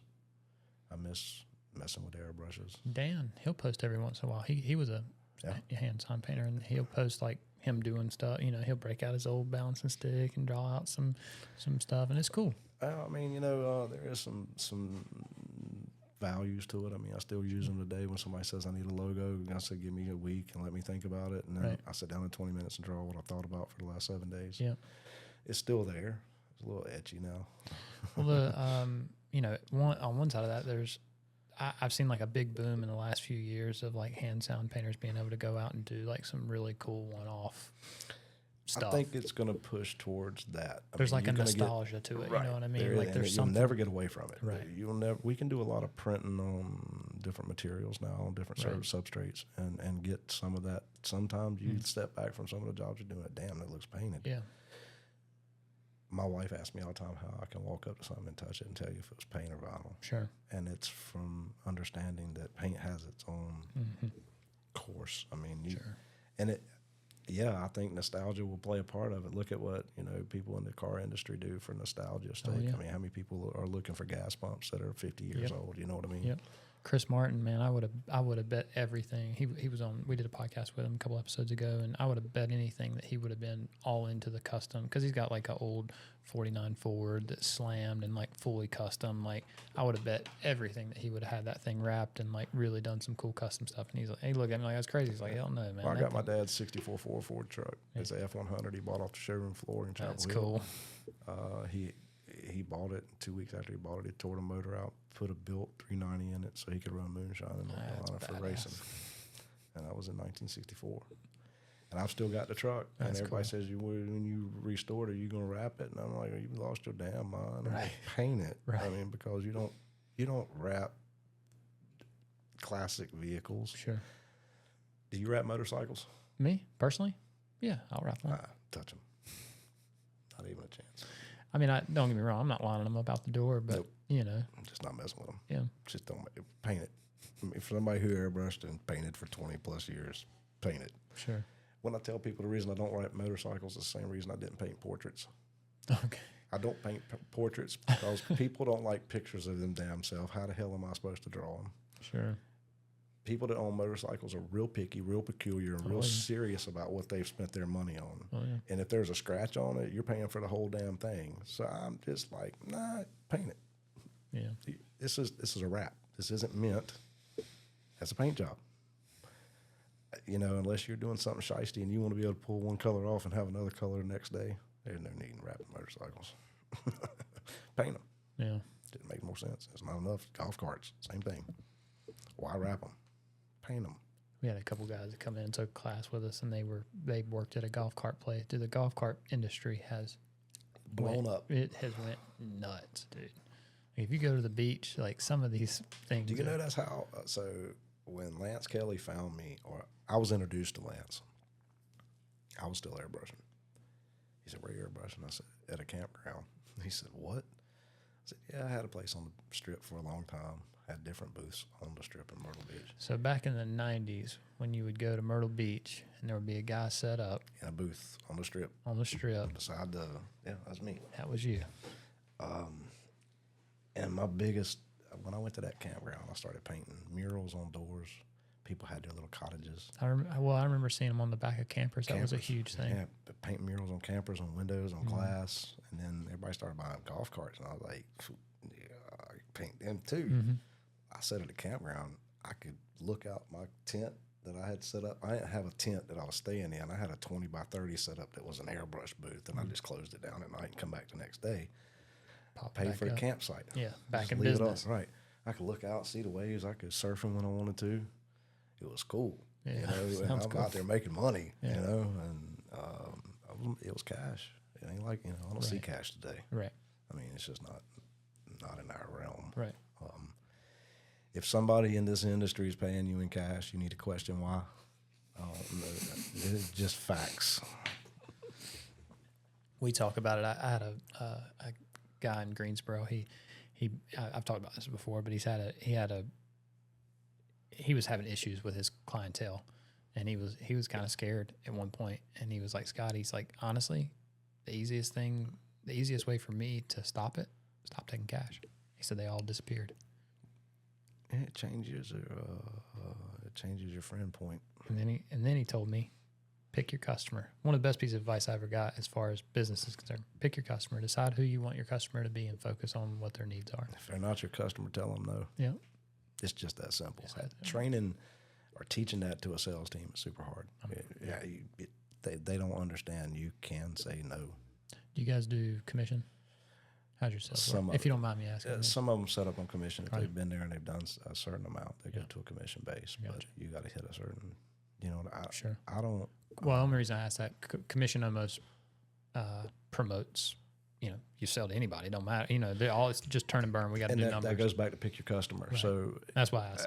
I want them focused. Yeah. Sell here to this customer, to this clientele base. Don't let this base come in because start them off more as like there's a name for it, but I can't remember what it is. Like municipalities. Like you're taking care, like they focus. It's more customer management than it is sales. Yep. Here's your customer, service this customer, learn how to properly serve that customer, and then pick up another customer. I mean, back to the Dan thing, he's on to something. If he is too. You've got salesmen out there that are floundering around making a sale here and there. Tell them to go out, look in the phone book, look for the worst branded companies you can find. Go read this book, and then go sell them what we're offering. Sure. It's just that simple. Yeah. Well, I mean, now it makes it even easier. You just get on Instagram. Right. Just get on Instagram and just look at the businesses around you, and when they're posting pictures of that shit, I mean, you can just look at it and tell they need help. They need help. And Dan's teaching you how to help them. I'm excited about it. I think what he's doing is cool, and I think it's cool too because he's keeping pretty quiet about it right now. Yeah, I'll be loud. Well, let the product sell itself, and it will. It's some cool content, man. He's doing some good videos. I'm excited about it. I think he's doing a good job. I think he's doing a good service. I think he's kind of in a same position where, kind of like what you were talking about as far as like giving back. Yeah. I don't know how he'll profit from that or if he even will. But I can tell you he's doing a huge service for the industry, whether people want to As a trainer, I'll ask you, how much profit's in training? Exactly. Well, it's not about it's not about the money. I will say, and you use the right word, and that's why I'll be okay with laughing, profits. Yeah. It is super rewarding, man. I get messages on Instagram, people, saying, "Hey, dude, it changed my life." Value. Yeah. That's not profit. Yeah, and it is. That value is more powerful than profit. It is, and it builds relationships. Like that guy Gio from Houston. Yeah. I try to go down at least once a year to Texas. We got family down there, and next time I go, I'll go see him. Just because he's built that relationship. He's a cool guy, man. We seen him at WrapOn last year, and he come walking up, and it was cool to see him. You know what I mean? So, yes, you know what I mean. So yes, it was just cool. It was cool to see him, and I'm glad I said that because I wanted to that whatever that is, it has a huge value. And you describe it as Rap Family. It is 100% Rap Family. And I wanted to ask you, when you say Rap Family, what's that mean to you? I don't know how many years I've been talking about it. Well, if you had to sum it up, because I think a lot of people get it messed up. You know what I mean? And it can look a little cloudy at times. It can. I mean, this is it's a huge industry, but there is like this real small network that drives or is the driving force behind it, and it's not necessarily a monetary value. It's about how we've all treated each other over the years. But when Brian Allen asked me to come down to his place, or Jeremy Connor says, "Come on by anytime you want to, you got a place to stay," or Joshua Sharp, or Kenny Burns, or Sean Ward, or Chris Prevost, or Carlos, Bruno Deed, Metro Raps. I mean, they're all Rap Family. I guess when I first started talking about it, Carlos says I've been talking about it for almost 20 years, but he's a little off. I think in 2010 when I met Carlos on a Disney ship doing graphics, first time we were Carlo from Metro? Yeah, Carlos. He was a couple of them from Metro that was with us on that trip, and we were doing the job for 3M. And he's an authorized trainer. Yeah. I recently just got to know him. He's a cool dude, man. And he's a really good installer. Is he? Yeah. I mean, I figured as much, but I just never stuck with him. He tells me, he's like, now that you've got the internet and you're able to put hashtag Rap Family behind everything you do, you've been saying it since 2010 that I know of. That's funny. And, I think it needs to be more collaboration and less competition. And when I say Rap Family, those that understand where I'm coming from with it, it is not competition. I want to collaborate with every colleague I have in this industry. Mike and Haley came to me when they started coming in. They came into North Carolina, and they came to me and asked me my opinion on certain people they were working with and jobs they were working on, and he had been color changed and given a value to what we do and telling him not to sell himself short, to the point that Mike came to my shop, and he's not there full time because I can't come to terms with him because he ain't gonna sell himself short. Right. That makes me proud. He thinks a lot of you, dude. I'm telling you, you can hear it in his story when he's talking about it. You play a big part in it. I mean, Haley, she's asked me to make sure that I articulate myself to Mike in the way that I always have. I've been very honest with him, as well as everybody that's in my shop. Yeah. These guys know this is my life. Yeah. I drive an hour and a half back and forth to the shop every day from where I live. I live closer to here than I do the shop. So, and you're more than welcome here anytime you like. Just come on by. I know you're a busy guy. I love going to these different shops, and I love making. Keith was talking about it, doing a road trip. Ruggs is talking about it. I was just telling Josh that post that Keith made. Yeah, dude, that thing blew out. Like, it is like, that was cool. Keith, I think there's a few of us that understand what that level up really means. And it ain't got nothing to do with raps. Right. It's all as individuals. Yeah. Well, and I'm gonna say this, and we don't have to spend much time on this, right? This is it just is what it is. But I do feel like it's important that I do say it. When we were at the show, there was a hiccup. Yeah, it was. It was a hiccup with Easy Raps, and if I didn't know anything else about you, and I just knew how you handled that situation, I would say that was probably enough. Because I think you crushed it. I think you did a good job. I could have took that real personal, and I didn't. I understand business is business, and sometimes you have to separate business from personal. Yeah. But it got a little personal there for a minute. It did. I mean, and it got personal to the point that my business partner called me and asked me if he was the biggest piece of shit in our industry now. And I said, man, you need to get that trash out your head. Right. We're doing something positive for the industry. Right. There's no negative. I never, I'll say it live, I have never and will never, don't need to copy anybody. If it was taken that way, it was surely taken out of context, because I believe that anybody that's in this industry, that's been in this industry as long as we have, deserves the respect of that colleague, that family feeling that I have. If I stepped on your toes, let's talk about it. It was brought to my attention way before I say. Okay.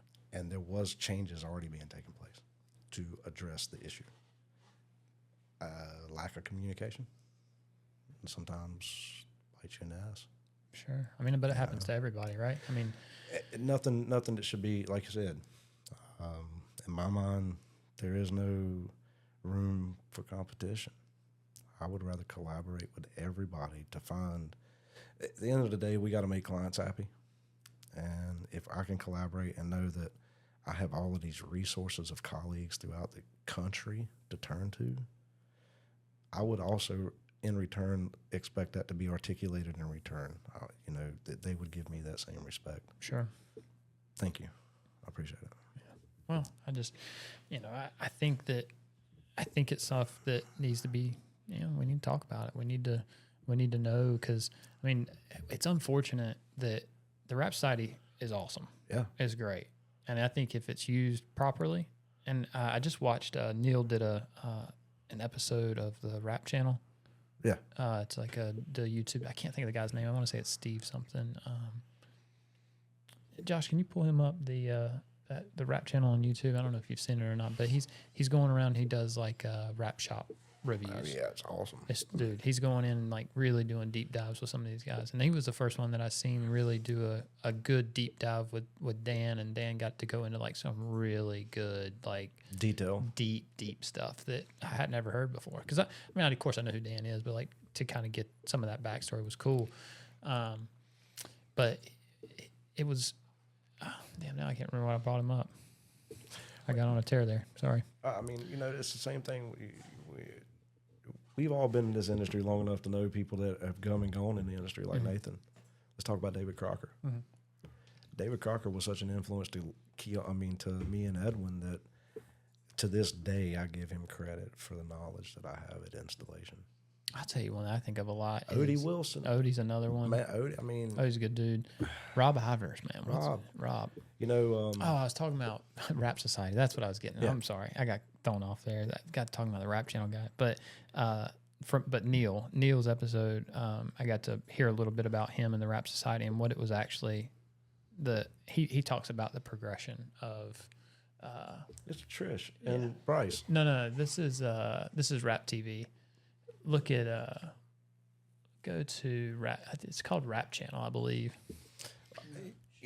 Yeah, remember me and you were talking about him. He does like shop tours where he goes in and does. That's essentially what Bryce and Trish are doing. It's similar, yeah. Rap TV. And it needs to be. So. Yeah, even they just did one I watched and it was good. They went in and talked to a couple from California. I can't remember the name of their shop, but it was cool to see that. It was. If more people, she nerded out a little bit in the episode where she's like talking about tools and shit. Happy about it. You see the passion that's behind it. Sean, okay. So he goes in. I guess this was in Italy. I guess he goes in and does like these deep shop reviews and just it's a cast line. Yeah. So he's in a facility just like I went to with GF. Yeah. It's their cast line, and that's how they dry them. That's how they get them out, extrude to. Yeah, this one's in Italy. Yeah, it's in Milano. So we are here in APA, in our training center. Is the place where we do all the trainings to our. But he does one with Neil, and he goes in a little bit of a deep dive where he's talking about where the Rap Society started, how it started, why it started. Oh, I bet that is good. Dude, it was so cool. Like, and I've never heard that story before. Like, so this more of this, like with what Bryce and Trish are doing, it needs to be seen. 100%. Because there's so many of these shops all across the country. I talk about it in my shop daily. If y'all think things are unorganized here, let me take you to one of these other shops. Right. You know what I mean? Because if you could see how many different ways it's done in the sign industry, right. It'll open your eyes to a lot more of knowledge of what you're doing and how much. So from my perspective, if my employees could see how some of these other shops are run in comparison to ours with 33 people in there. Sure. Some of these shops, like the ones Bryce and them are going to, got 6, 7 people. Yeah, they just did one at Surf City. Surf City, yeah. And Surf City is really cool because they've been around a long time, done some really cool projects. Dude, after seeing their shop and I haven't watched the whole episode of how they set their shop up, so super cool. Awesome. And so you see different and small. I mean, they don't have a ton of people there. I think different cultures. Yeah. Through the shop and how it's set up, and it kind of shows you too a little bit about the owner. You know what I mean? It sheds some light on who that person is and how they function. Because, it's like you said it earlier when we were out on the floor. You were like, well, because we don't have much going on. I mean, it's pretty empty right now. But we have areas where there's a lot going on. But then there's other parts of the shop that's open. But it's like when it's like the mezzanine. That's what we were talking about. Right. Go to all the top dogs. Yep. They got a mezzanine, and they, you know what I mean. Like, so it was like I felt there was like this thing I had to have and a that's mezzanine. Nostalgia coming out. I mean, I set it up there. Miller did it the first time. Yeah. I mean, he's got the one that. If you're anybody in this industry, you've been to his shop, the original shop, and signed the wall. Yep. Signed it quite a few times, and him and Starla really are building a mecca, a sense for this industry. 100%. I mean, I went down and took the first class. It was there. Facility is outstanding. Wasn't gonna miss it. No. I was, and you know what I mean. It wasn't even done yet, and we were in there doing a class. So when you talk about being in the industry, along with myself and Miller and others have been in the industry, you start thinking about, what am I leaving? What kind of legacy can I leave here? None of us want to be the best in the world. We just want to have the legacy of what we've done to be seen. Yeah, and I don't think Jim necessarily. You said that earlier about Jim talking about the training or whatever. His setup's kind of neat because it's like he's kind of taking him out of it. Yeah. Like, super smart. Here's the facility. Avery, you want to come in and teach your way? Wilmar, you want to come to Hexa, whoever wants to come in and use the facility. Like I said, it's a mecca for the rap training industry. Yeah, it's exciting what he's doing. And I think if you get a couple of those facilities in different corners of the country, you got something. Yeah, it'd be cool. And but so that it's accessible by whoever needs it. I mean, you've got a lot of people coming into the industry, and I don't mean to put no flack on a 3-5 day class by any of these people. I mean, I've taken the ones at Hexas, I've been to the 3M, I've done the Avery, the Arlon.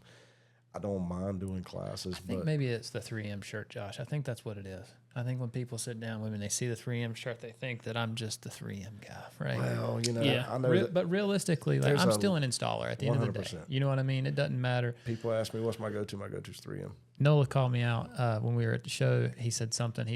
I asked, I said, well, what kind of film is it? Orifal? That okay? I was like, baby, if it's sticky, I don't care. If it's got sticky on the back, I'll play with it. And he was like, all right, I respect that. I hear you. That's the response he was looking for. And it was like, just because, I run around with 3M, and it's a good company, and I believe in it, but they make mistakes. Everybody does. All of them have. I mean, look at the ones that have come and gone, trying to follow what? 3M. Boy, they tear 3M apart, though, man. And that's what, I have a love-hate relationship with them that's real deep. Well, right now it's easy to do, right? They've had some hiccups, but we talked about it just as we were starting. Yeah, every single one of them's got hiccups, right? You can't stop it. I mean, especially with it evolving the way to cut the industry. But boy, you get on the Rap Society.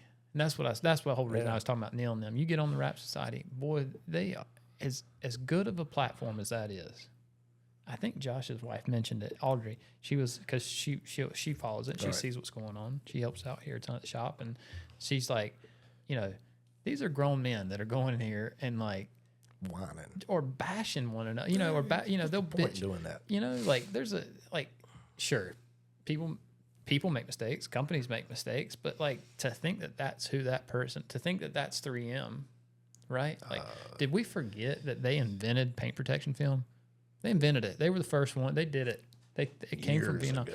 Yeah, it was part of the Vietnam War. They were making helicopter tape to protect the blades on fucking Jim will tell you this too when they start talking about wraps. Wraps, the industry itself is in its infancy still. We're still within the first 25 years. But we were wrapping cars in NASCAR in 1992. Right. It won't with no Aerograss films. Right. But we were wrapping cars. But where did Aerograss come 40 from? layers. 3M. Right. They did. Where did repositionability come from? 3M. Like, if you just look back at the patents, it's like, but people will throw all that away. One bad roll will come through and they'll say, well, this is shit. I'm switching to Arlon. I'm not using that garbage anymore. And in 6 months, they'll say Arlon is shit. Yeah. And they'll go to something else. I just seen something. It was, when Tripp came up here, he had showed me, I don't know if it was Avery or who it was, but it was covered in mold. Did he show you that project? I've seen a couple of different. It was like 250 units where like every single one of these cars are like covered in mold now, and it's between the laminate and the film. And it's like, well, it's not a 3M product. You know what I mean? But nobody's out there throwing, whoever. Them under the bus. Yeah. Well, I mean, we started talking about Arlon. Me and Richie got a great relationship, have had for years. I had a bad experience with Arlon in 2007. I had 15, 20 units go sideways. They didn't want to stand behind it. when Arlon came back, or Richie came back to me in 2016, and we started talking again, he was like, Troy, this ain't the same film. It's changed. You know it has. All the films have changed. You know, when you start getting away from your old mindset and realize what I'm talking about is real, and I did. And we've been printing with SLX for the last 5 or 6 years. Yeah, they're a big. You got to give people the benefit of the doubt that there can be hiccups in the casting, and you could go through a whole casting and it'd be bad. Yeah. And let's say it could be a bad line, right? And you get a third of it out into production, and it's distributed. What are you gonna do? You can't pull it all back. Yeah, you gonna call up every single person. You're not gonna go track that down. You're just gonna deal wait till with it comes back and That's deal right. with it. No different than when you know you've put something down on a vehicle on a customer's car and they've done 15 units with you. You know, so there's gonna be failure. I just did a wall mural last Friday. I was telling you and Josh about it. 150 foot, 9 foot tall. Did an hour, 35 minutes. I know it's gonna fail. What? So I know I didn't tell y'all that part. No, you did. So you said leave some stuff for the podcast. So I know it was produced on the wrong film. Oh, really? I could watch it. Probably 3 panels in, I'd swiped across the top of the opening that was a window recess. And I made 2 or 3 good swipes on it, and I went down to the bottom to check it, and I needed to pull on it, and I snatched it over, and the whole thing came off the wall. I was like, I think I squeegeed that 2 or 3 times. How did it come off the wall like that? So on the next panel, I checked it, and I was like, well, this is going to fail. Yeah. Temporary? No? It's permanent. Oh, man.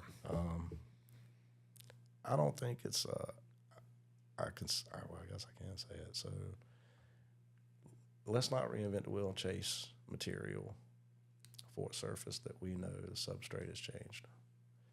That wall, freshly painted, looks great, but they took all the organic compounds out of it. 100%. And without it, you can't make painter's tape stick to it. But if you prime that wall, I can stick any vinyl you give me to it. Oh, yeah. So why aren't we just priming walls in front of it? It's got to have something to do with plans. Like So after that wall last Friday, SOP in my shop, to my salesman, I will walk off the job if it wasn't primed. For the simple fact that it's a waste of time. I'm not putting 500-600 square foot on a wall knowing I'm going to redo it next week. Yeah. That's stupid. Yeah. Waste of time. Well, 3M, they don't warranty any wall graphics. I remember when it first started becoming a thing in 2010, 2011, 12, somewhere in there. Any manufacturer warranties. I remember wall having a graphics. conversation with R&D at 3M about it. They're trying to make new films just for a while. I'm like, you're trying to reinvent the wheel. Just prime the damn walls. Why are we changing the vinyls? Right. It don't make no sense. I'm talking about months and months and months went into research and development on how to make a film to stick to a wall with no volatile. They came out with something, and this is when I knew things were going to change. We want you to wipe that wall down 10 times with isopropyl alcohol. So I got a 200-foot wall. You want me to wipe down 10 times with isopropyl? It's going to take longer than sticking the damn wall. Sure. Yeah, Sometimes what are you doing? You're putting the volatile organic compounds back into the paint. Sometimes when you read some of that stuff, you'll think to yourself like, oh, you're just saying that because you know ain't nobody gonna do it. Ain't nobody gonna do that, right? So you're telling them to do something like that. I guess a couple of years, 2012 through like 2014, I'll be stapling shit to walls. It's not gonna stay no other way. I mean, what do y'all want me to do? So Keone actually found some stuff, and it don't matter what wall, like your split wall there, I can prime that whole wall, and you'd never be able to see the primer. It's a clear wallpaper primer. It don't matter what wall. If I'm putting a partial graphic on the wall, I don't know where it's going to go, and neither does the dude priming it. Just prime the whole damn wall. If it's not a full flood, it's still use clear. If it is a full flood, use clear. What's the difference? So we ended up having a little bit of the film left from the Cambay competition. That's what we ended up doing. Sticking on the walls. Yeah, with. and it worked fantastic for the walls. I mean, it soaked in. I mean, a little bit. You can see where you rolled it. Mm-hmm. I mean. Oh yeah, that's another thing. I'm not scared to roll one on. No, I roll. Well, that's what I ended up doing Friday. You about have to. We baked it. Yeah. I mean, you just make it stay. Yeah. Hopefully it'll hold. I had one. I had to go back and fix it. It was a local college. Top corner just peeled back. My first one was Blaze Pizza. We did 16 locations in one night, all over the East Coast. Mm-hmm. So we had 16 different install teams and 16 different Blaze Pizzas.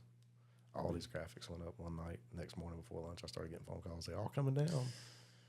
So I had 16 locations with shit falling off the walls. And I was like, here we go. So that's when the conversations with 3M, wipe the walls down with alcohol. I'm like, well, that's not the answer. It can't be. So in the beginning, we started priming walls with just regular oil-based primer.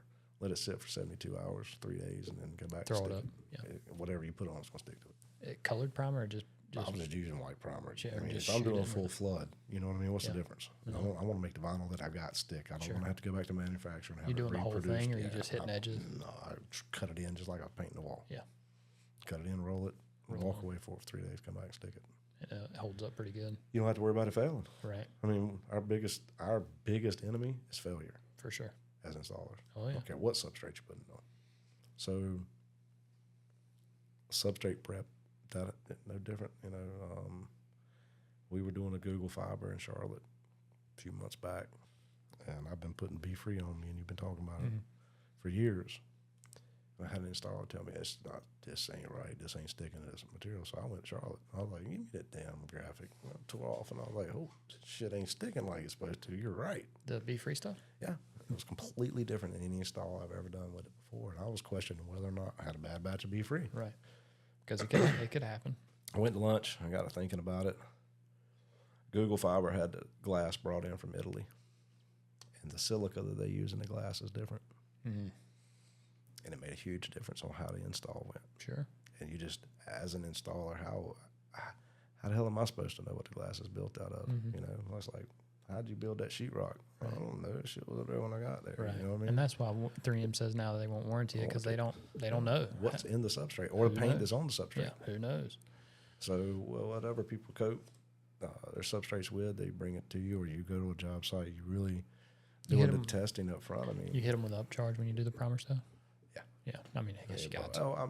It was a discussion last week about how we were going to handle it. And I said, we're just going to give them a square footage to prime walls. Mm-hmm. It's the simplest way I can do it. I mean, I'm not a paint company, but I'll prime the wall if you don't want to hire a paint company. Right. But you might want to hire a paint company. Yeah. Just saying. I'm going to be a little bit more square footage than paint company. I was doing a generator. It was done while I was on my last trip. And I come back to the shop, and the generator's back at the shop. I saw it go out last week on the videos. I said, what's this doing back? Well, they don't like the way it looks underneath the wrap. And I was like, well, what's underneath it? It's a pull-behind generator, ball hitch. There's concrete on it. There's slag from welding on it, or somebody sitting beside the welder. The machine hook up or a grinder, splatter all over it. It wouldn't wipe off. My guy stuck over it and sent it out. Roll on, yeah. That's your substrate problem, not mine. Right. So bring it back. We unwrap it so I can get pictures and videos and source what the issue is. I sent it back to him, and I said, man, we started sanding on this, and this is concrete or welder slag. I hadn't sanded it enough to find out. And he was like, well, that must have been there from the beginning. I said, well, and this pig's had lipstick put on it a lot of times, about 4 layers of paint on top of it. And so I started sanding it, did a corner, sent him a picture, and the first thing I got from the client was, well, what about it rusting underneath it? And I said, look, man, I'm not in the rust prevention business. You asked me to smooth it down. It's smooth. I'm going to put graphics on it. There's enough rust in it. It's your problem, not mine. Mm-hmm. What else are you supposed to do? I don't know. So I've done it twice for free. Yeah. I mean, make a customer happy. But he's got 34 of them he wants to bring me. So, you think they're all the same way? Who knows? Yeah. If he bought them, they all rentals that were turned over after they hit their mark with the rental company. They just abuse them on job sites. You know what I mean? Sure. So, I mean, it's a cool little thing to wrap. You know what I mean? It's cool, but if the customer and the client, our expectations and client expectations, same thing. I was talking about earlier. Yeah. The client has to understand that, yes, I can make it smooth, but you want to take it to a body shop. Yeah, that's a big part of training when you're talking with new guys, and I think that's like we talk about the value that people try to get out of this, and some of it's just entertainment, right? Some of it's just going to be people listening to your stories and they think it's cool, and like you know what I mean. And they'll watch for little Easter eggs here and there, but like if they could really just get their head wrapped around some of the real fundamentals when it comes simple fundamentals, it really is, man. Customer expectation is one first huge, huge, and it's just communication. You know what I mean? Like a lot of these people, if I could tell them, I would almost suggest going and doing like if you haven't had any kind of training, or if it's not something you've really Do a focused on, fundamentals course first. something, you know, even a communications class. Like I've heard about them. I was fortunate enough. I grew up around people that talked a lot and they communicated, probably over communicated. That's not a bad thing. No, well, my mom was a bartender, right? My dad drank. He was at a bar. Yeah, so just talking to him. Everybody was talking. You know what I mean? But she was always really good about being like, you know, personality and bartender. You can go to any bar and get a beer. That ain't nothing, right? But well, I mean, the same thing with us. Exactly. Anywhere in this country. As a matter of fact, I think I sent Javier a message. I was in the Canary Islands walking around. There's a guy hanging graphics. I walked up to him and pulled my knife out and went click, click, click, click. He whipped his out and went click, click, click. We couldn't speak the same language, but he knew I knew what he was doing. That's right. And we exchanged business cards, took a picture together. He's holding the vinyl up. He's installing window graphics, you know, and we can go anywhere in this country and get a job like a bartender. Yep. And because they know, it's just like that guy. He knew what you had been through. Yeah. You know what I mean? You know what it takes to be a good installer. It doesn't matter what part of the world you're in, but if you've made it through that threshold, however you see it.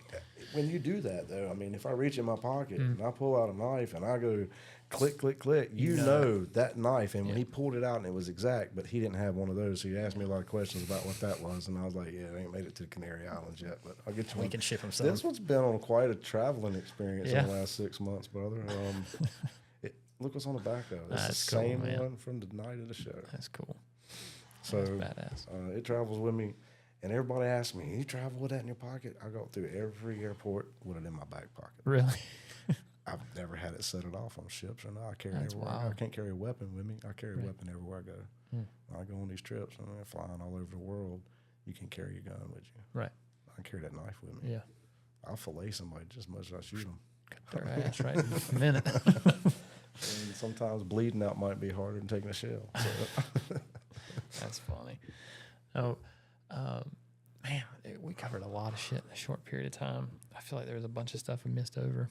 I'm not quite as long-winded as Jeremy on things, but but it's cool because it's two completely different perspectives. That's one of the things that I kind of like about this is although we are doing the different things, man. Although we're doing the same thing, people got there completely different ways. You know what I mean? Like, it's wild to think 30 people down there, man, working at your place. Like, if you take and you're still sticking, you know what I'm saying? Like, I was thinking about that just a minute ago as you were talking. Like, that's wild. Yeah, I walked in here with mud all over my jeans. I stepped in a mud pile, my shoes covered in mud. I looked like a bum when I walked in here today. But then hadn't shaved all weekend because I was working at rental houses. So I mean, but then you're at the yacht club. Yeah, you know what I mean. Like that's pretty cool. That's that level up. Yeah. When Keith started talking about it, when Jeremy started talking about it, when they talk about needing these trips, it's not, especially after so many years. I don't know how the hell Jim Miller does it. I mean, Starla's really got her foot right place on him. You know, they're doing the right thing. She's standing strong on, let's go forward with this. And they take vacations. They take time. They spend a lot of time with their family. And that word family, it comes up a lot. I mean, if you look at my post, it's not just #RapFamily on everything I do. If I'm talking about raps or these colleagues and friends like yourself, I've been around all these years, it's family to me. When I get on the MSC ship, it's MSC family. Sure. And I learned to separate that business and pleasure years ago. It's just like you separate business from friendships. 100%. I fired my son 3 times from my shop. He's 18 years old. He can do it. He can wrap vehicles. Been doing it with me since he was 6. Been all over this country with me at different jobs. Work ethic is big for me. And we hire on personality and skill set. His personality was shitty. He had no work ethic, but he's got a skill set. But you can't have one without the other. Yeah. No matter how good you are, if your work ethic is shitty and you won't get up and go do the job, or if a man can't rely on your word to say you're going to be there to do a job, right, your skill set don't mean shit. It don't mean nothing. That's what I was getting at with communication. Like, it's not enough to be great at something anymore. Like, you look at, I always use NASCAR for an example. Like, NASCAR's not the best drivers in the world out there anymore. Not like it used to be. Not like it used to be, because they don't hire on talent anymore. Not just talent alone. And I say that, I make the exception for people like Kyle Larson. Kyle Larson is a true talent. He's a really... It was a gift. He is. Adam Petty was a gift. But you look at those guys now, it's, social media presence. How do they handle themselves? Noah Gregson right now, he's looking for a ride. He's a top tier driver. He should have absolutely no problem finding a ride. There should be teams ecstatic at the fact that he's a available driver, and the fact that he's made some dumb decisions and made some bad posts, and to bite you in the ass. He got into a fight on pit lane. Like that. You don't want to lose any of it. Like all that stuff can be positive too, but man, it's just hard if you don't have that presentation, man. It's such a critical skill. It comes up a lot in conversation. Me and Chris Yulmer talked about it. Employee retention, when you start getting up above that dozen mark with employees, you start figuring out that you can teach them and they're going to go somewhere else. Yep. Retaining that knowledge that you've given out and keeping it in-house is a challenge. Yeah, we call it well, for us, it's just installers. So it's the installer life cycle. Oh, man.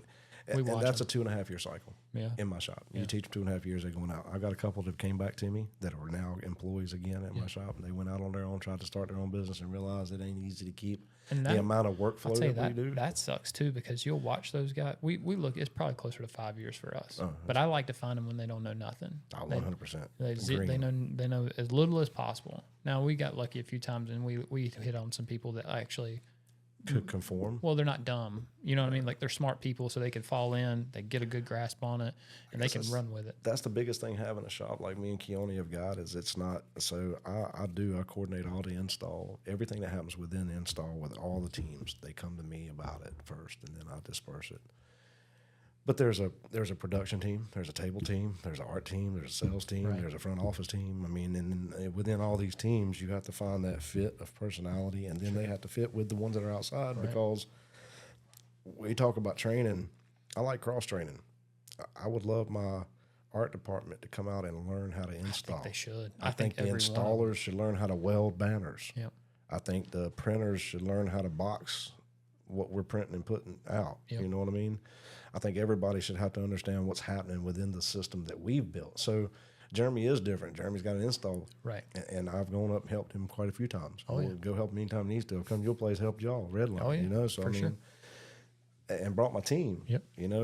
Or at least part of my team. When I said we were coming to ISA and I was bringing a team. Oh, dude, it was cool. We brought a team. It was cool. From all over the country, they were coming to help us and be a part of what we were trying to release. I had 16 people in a Airbnb. I think one of us slept on the couch, maybe two of us slept on the couch. That camaraderie between us. It was cool. It was a cool experience. Like I said, it was nostalgia of it is big. And it was deja vu for me because I watched this happen years and years and years ago when Dustin was doing his thing. And you see these intelligent minds bring things to an industry that needs this item. What's the difference in that item, a Rolly Pro, or a knife tucker, or a wrap glove, if the industry isn't receptive? In 2008, I was at ISA in Orlando, and Rob Ivers was on the mic, and I was demonstrating on a Mustang. And I started putting everything down with the palm of my hand. And he cut me on the mic in front of a crowd of people. Troy's doing something that we really don't talk much about. We don't really like to teach. He's using his hands. But sometimes you need it for the conformability. Years before there were any gloves. Now everybody's using the nail hands because it is a tool. I can remember. I remember seeing somebody use it for the first time, and I was like, "That shit'll never gonna work. What are you gonna do?" Look what Wrap Glove. Look what Austin and them have done. Pro Series. I mean, I carry one in my pocket everywhere I go. Yeah. It's a knife in one pocket, a glove in another, squeegees in my back pocket. I mean, it becomes habit. And so these items. Now it's taught in every class. Right. I mean, this is important. We're giving them away. Yeah, it's more important. It's just as important as any other tool that you got is your hand. I thought it was the biggest gimmick in the world. I really did. Well, because I come from like non-airgrass material, so that shit was not happening. No, you use a squeegee. You focus on your squeegee stroke, and you make sure that some bitch is good. And that's all you need to worry about. Yep. Don't worry about nothing else. Put your hands on. Last thing you need to do. Every time I ever seen somebody put their hands on something, I thought, oh God, there it goes. When are we doing that one? They'll be calling us. Yeah. We'll get that call because But there again, if we're gonna bring things to market, if we're gonna bring new concepts, Easy Wraps, We Print Wraps, all these other shops that are all over the country. Our biggest stand on Easy Wraps was we are wrappers, printing wraps. Sure. Rolly Pro Yeah. Same thing. Was a wrapper 100%. that realized there was a need for it. Yep. Knife tucker. Yep. Was an installer. Same thing. Saw there was a necessity for it.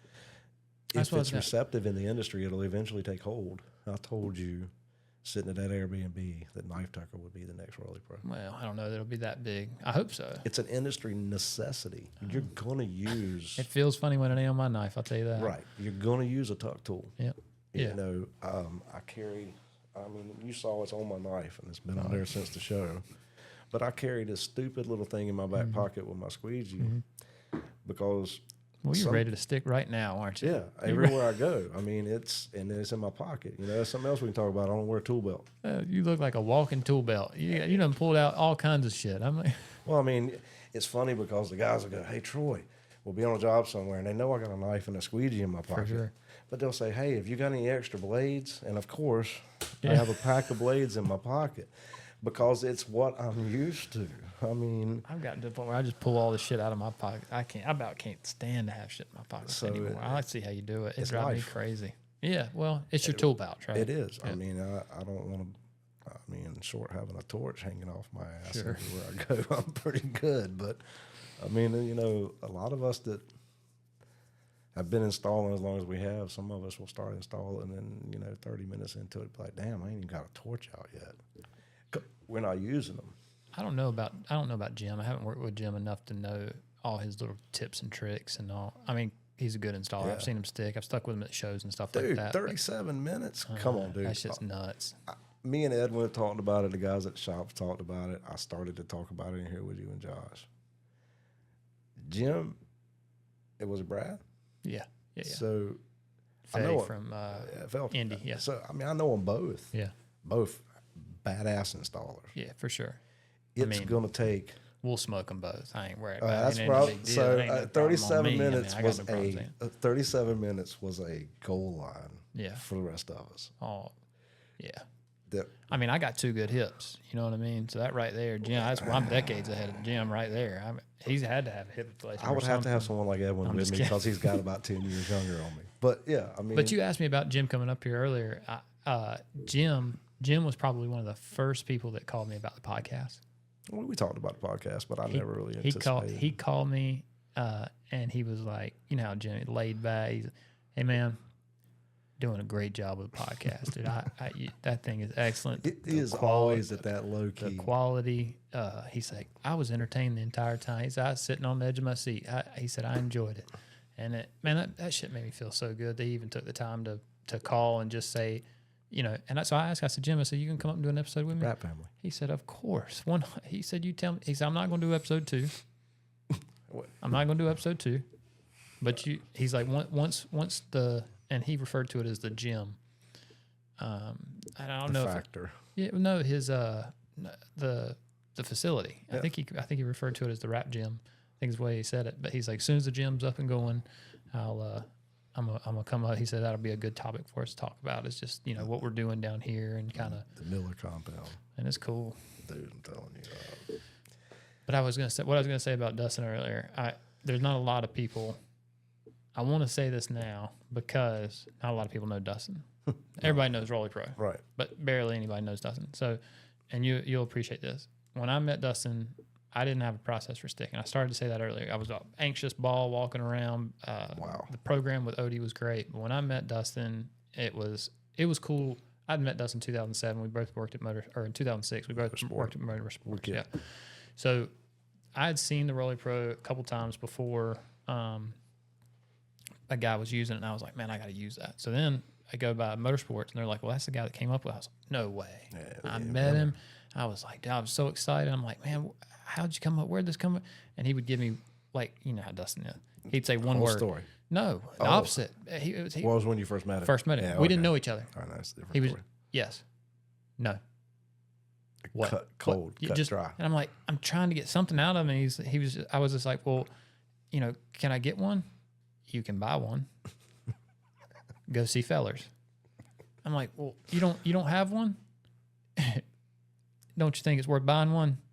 And then just walked off. And I thought, man, this is the biggest asshole I've ever met in my life. And he is. I wouldn't. I left that day and said, I won't use that fucking tool. You're Fuck damn him. crazy if you I don't. went back to rubbing rivets.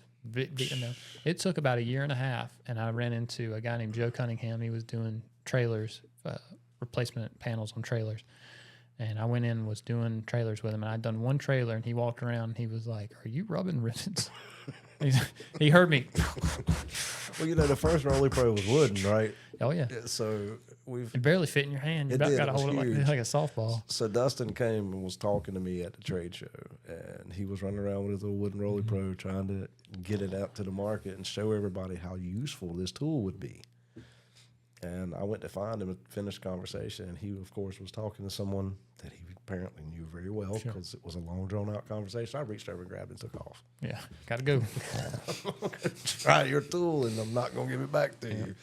And he had a few prototypes. Sure. And it hasn't changed much since day one because it didn't need to. When I seen Joe had long arms like mine. I seen him run those rivets up. I remember he's laughing at me because I was like, well, man, they look. He was like, oh, they look fantastic. Come here. Walked around the side of the trailer, and I watched his arms go up. And he just. Ask Andy Huey if he can do a trailer without a Raleigh Pro. I was like, holy shit. I don't care how big asshole that dude is. I'm going to buy 2 of them motherfuckers, and I won't ever leave the house without one. So I went to the point where I was asking him to make them 8 inches wide so I could put 2 hands on them and get 2 sets of rivets at a time. So Andy Huey been installing trailers for a long time, and he's really, really fast at it. And I think it was I think he'd say the same thing. I think he'd say that Raleigh Pro changed the game as far as. But we use them for everything. So when I left Odie, I was looking at making a change in my career. I was considered being a cop. I was the direction I was headed. I was so fed up with this industry, I couldn't stand it. I was just burnt and I was done.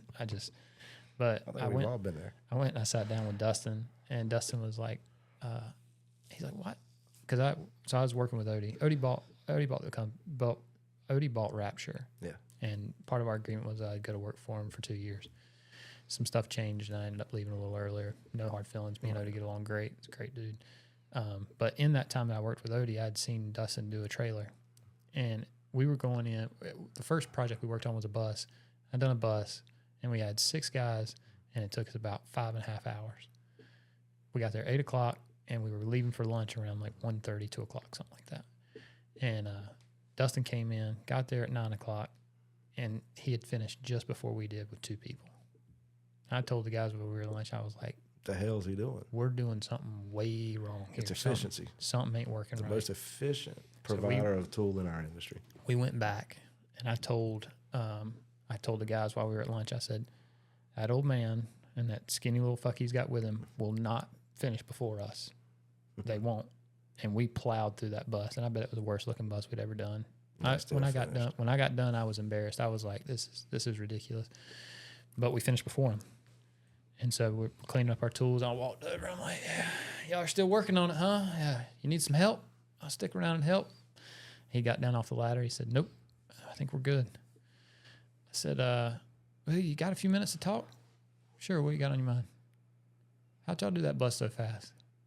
You wouldn't believe me if I told you. And I said, all right. So a couple weeks went by or so, and I told Odie, I said, man, that's like, there's something to what he's doing. 2 guys smoked us on a bus, so we're missing something. So I reached out to him. I said, hey, listen, we could, if you're interested, we'd like to bring you in for some consulting and just work with us and get a better idea of what you're doing. The process. Yeah, I know there's something to it. And he laughed, and he said, yeah. So I got him in touch with Odie, and he came up to Nashville and done a trailer with us. I think back then it was taking 3 guys. I want to say it was like 6 or 7 hours to do a trailer or something. He came in, he let us do the first one. We got done long, it felt like a long day, and he didn't say nothing. We got done. And he said, tomorrow morning, I want to meet y'all there at 7:30. He said, it's going to take about 30 minutes, but if you guys will get the fuck over yourselves for just 30 minutes and hear me out, we'll get 2 of these things done tomorrow. And we're loud. Like, ain't no damn way. He comes in. There was one. Damn, it seems like the same conversation I've had 100 times with people. It was 4 guys. I think it was 4 guys with us, and there was one of them he was a little mouthy young guy, and we were getting ready. It was probably 25 minutes or something. And Dustin said, "Okay, y'all got 2 company vehicles, right? Yeah. He can go on back to the hotel room. We don't need him. He's done for the day. He's done for the day. Mean it. So, and I was like, well, we're going to get 2 trailers on a day. we'll get 3 done if he'll leave. God damn. I have to wait until I was like, all right, you got to go. And he showed us a process for doing trailers. And we went through that process, man. Now we can smoke. Me and Josh get on a trailer. We'll crush one, probably 3 hours. 3.5. Yeah. No problems. But for Dustin, man, there was so much more than just a tool. It was a way of life for him. It's a way he thinks about efficiency, and like he dials in, dude. Since Dustin showed me in 2008, maybe before then, but when he first showed me the Raleigh Pro, it was not, this is what you use when you heat up and just do. It was a mindset of, if you channel this the right way, and if you use natural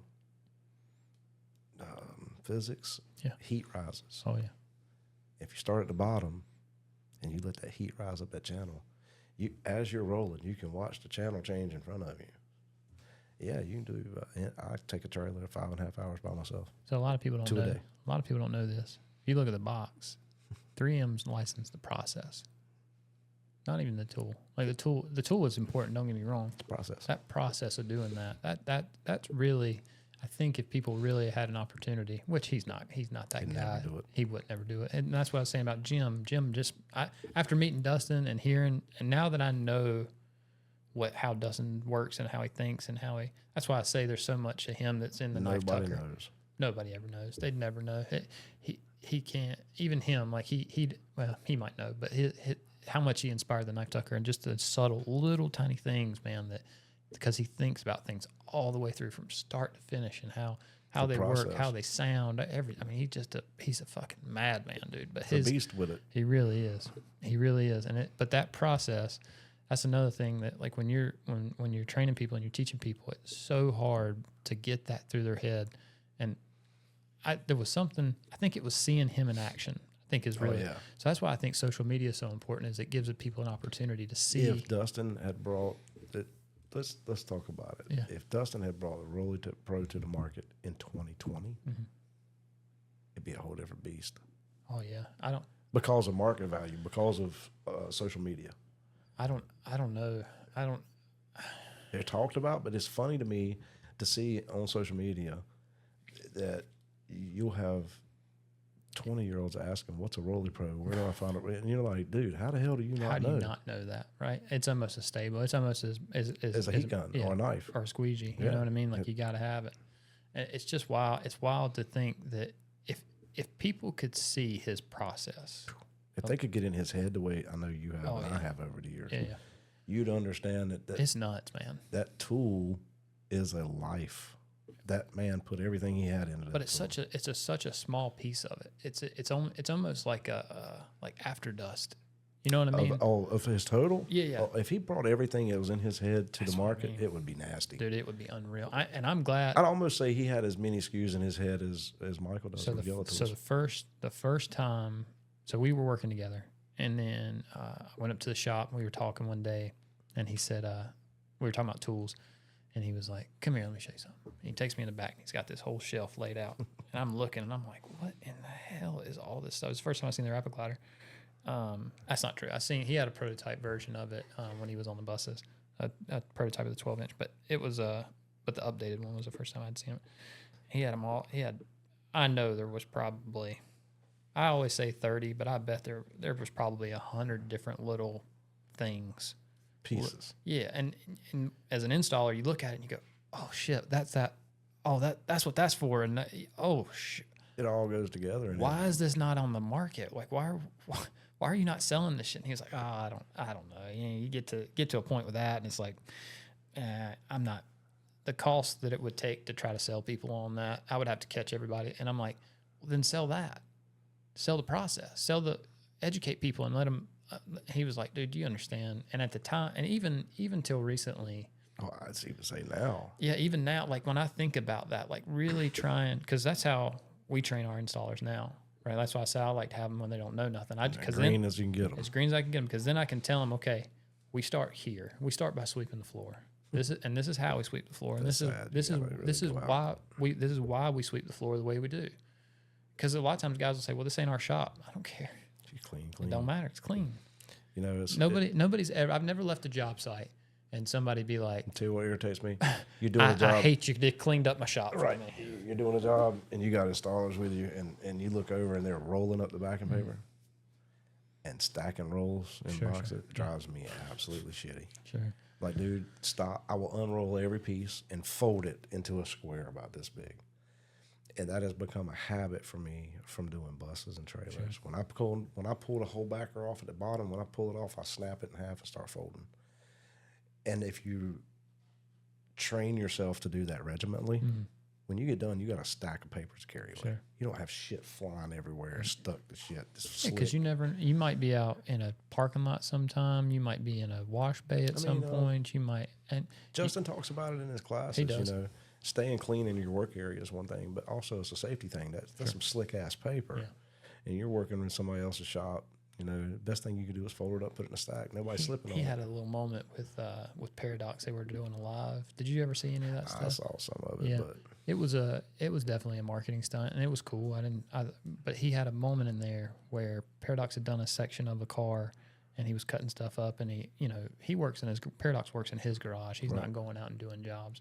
And Justin says, okay, the first thing that I noticed is he's like, I'm just going to tell you a little story. He's like, I worked at this shop for a little while, and while we were in there, people were cutting stuff, and they were leaving their trash on the floor. And I was lucky enough that the owner had come up and told the guy, if this is the way that you operate, if this is who you are, and cleanliness, you don't belong here. You got to go.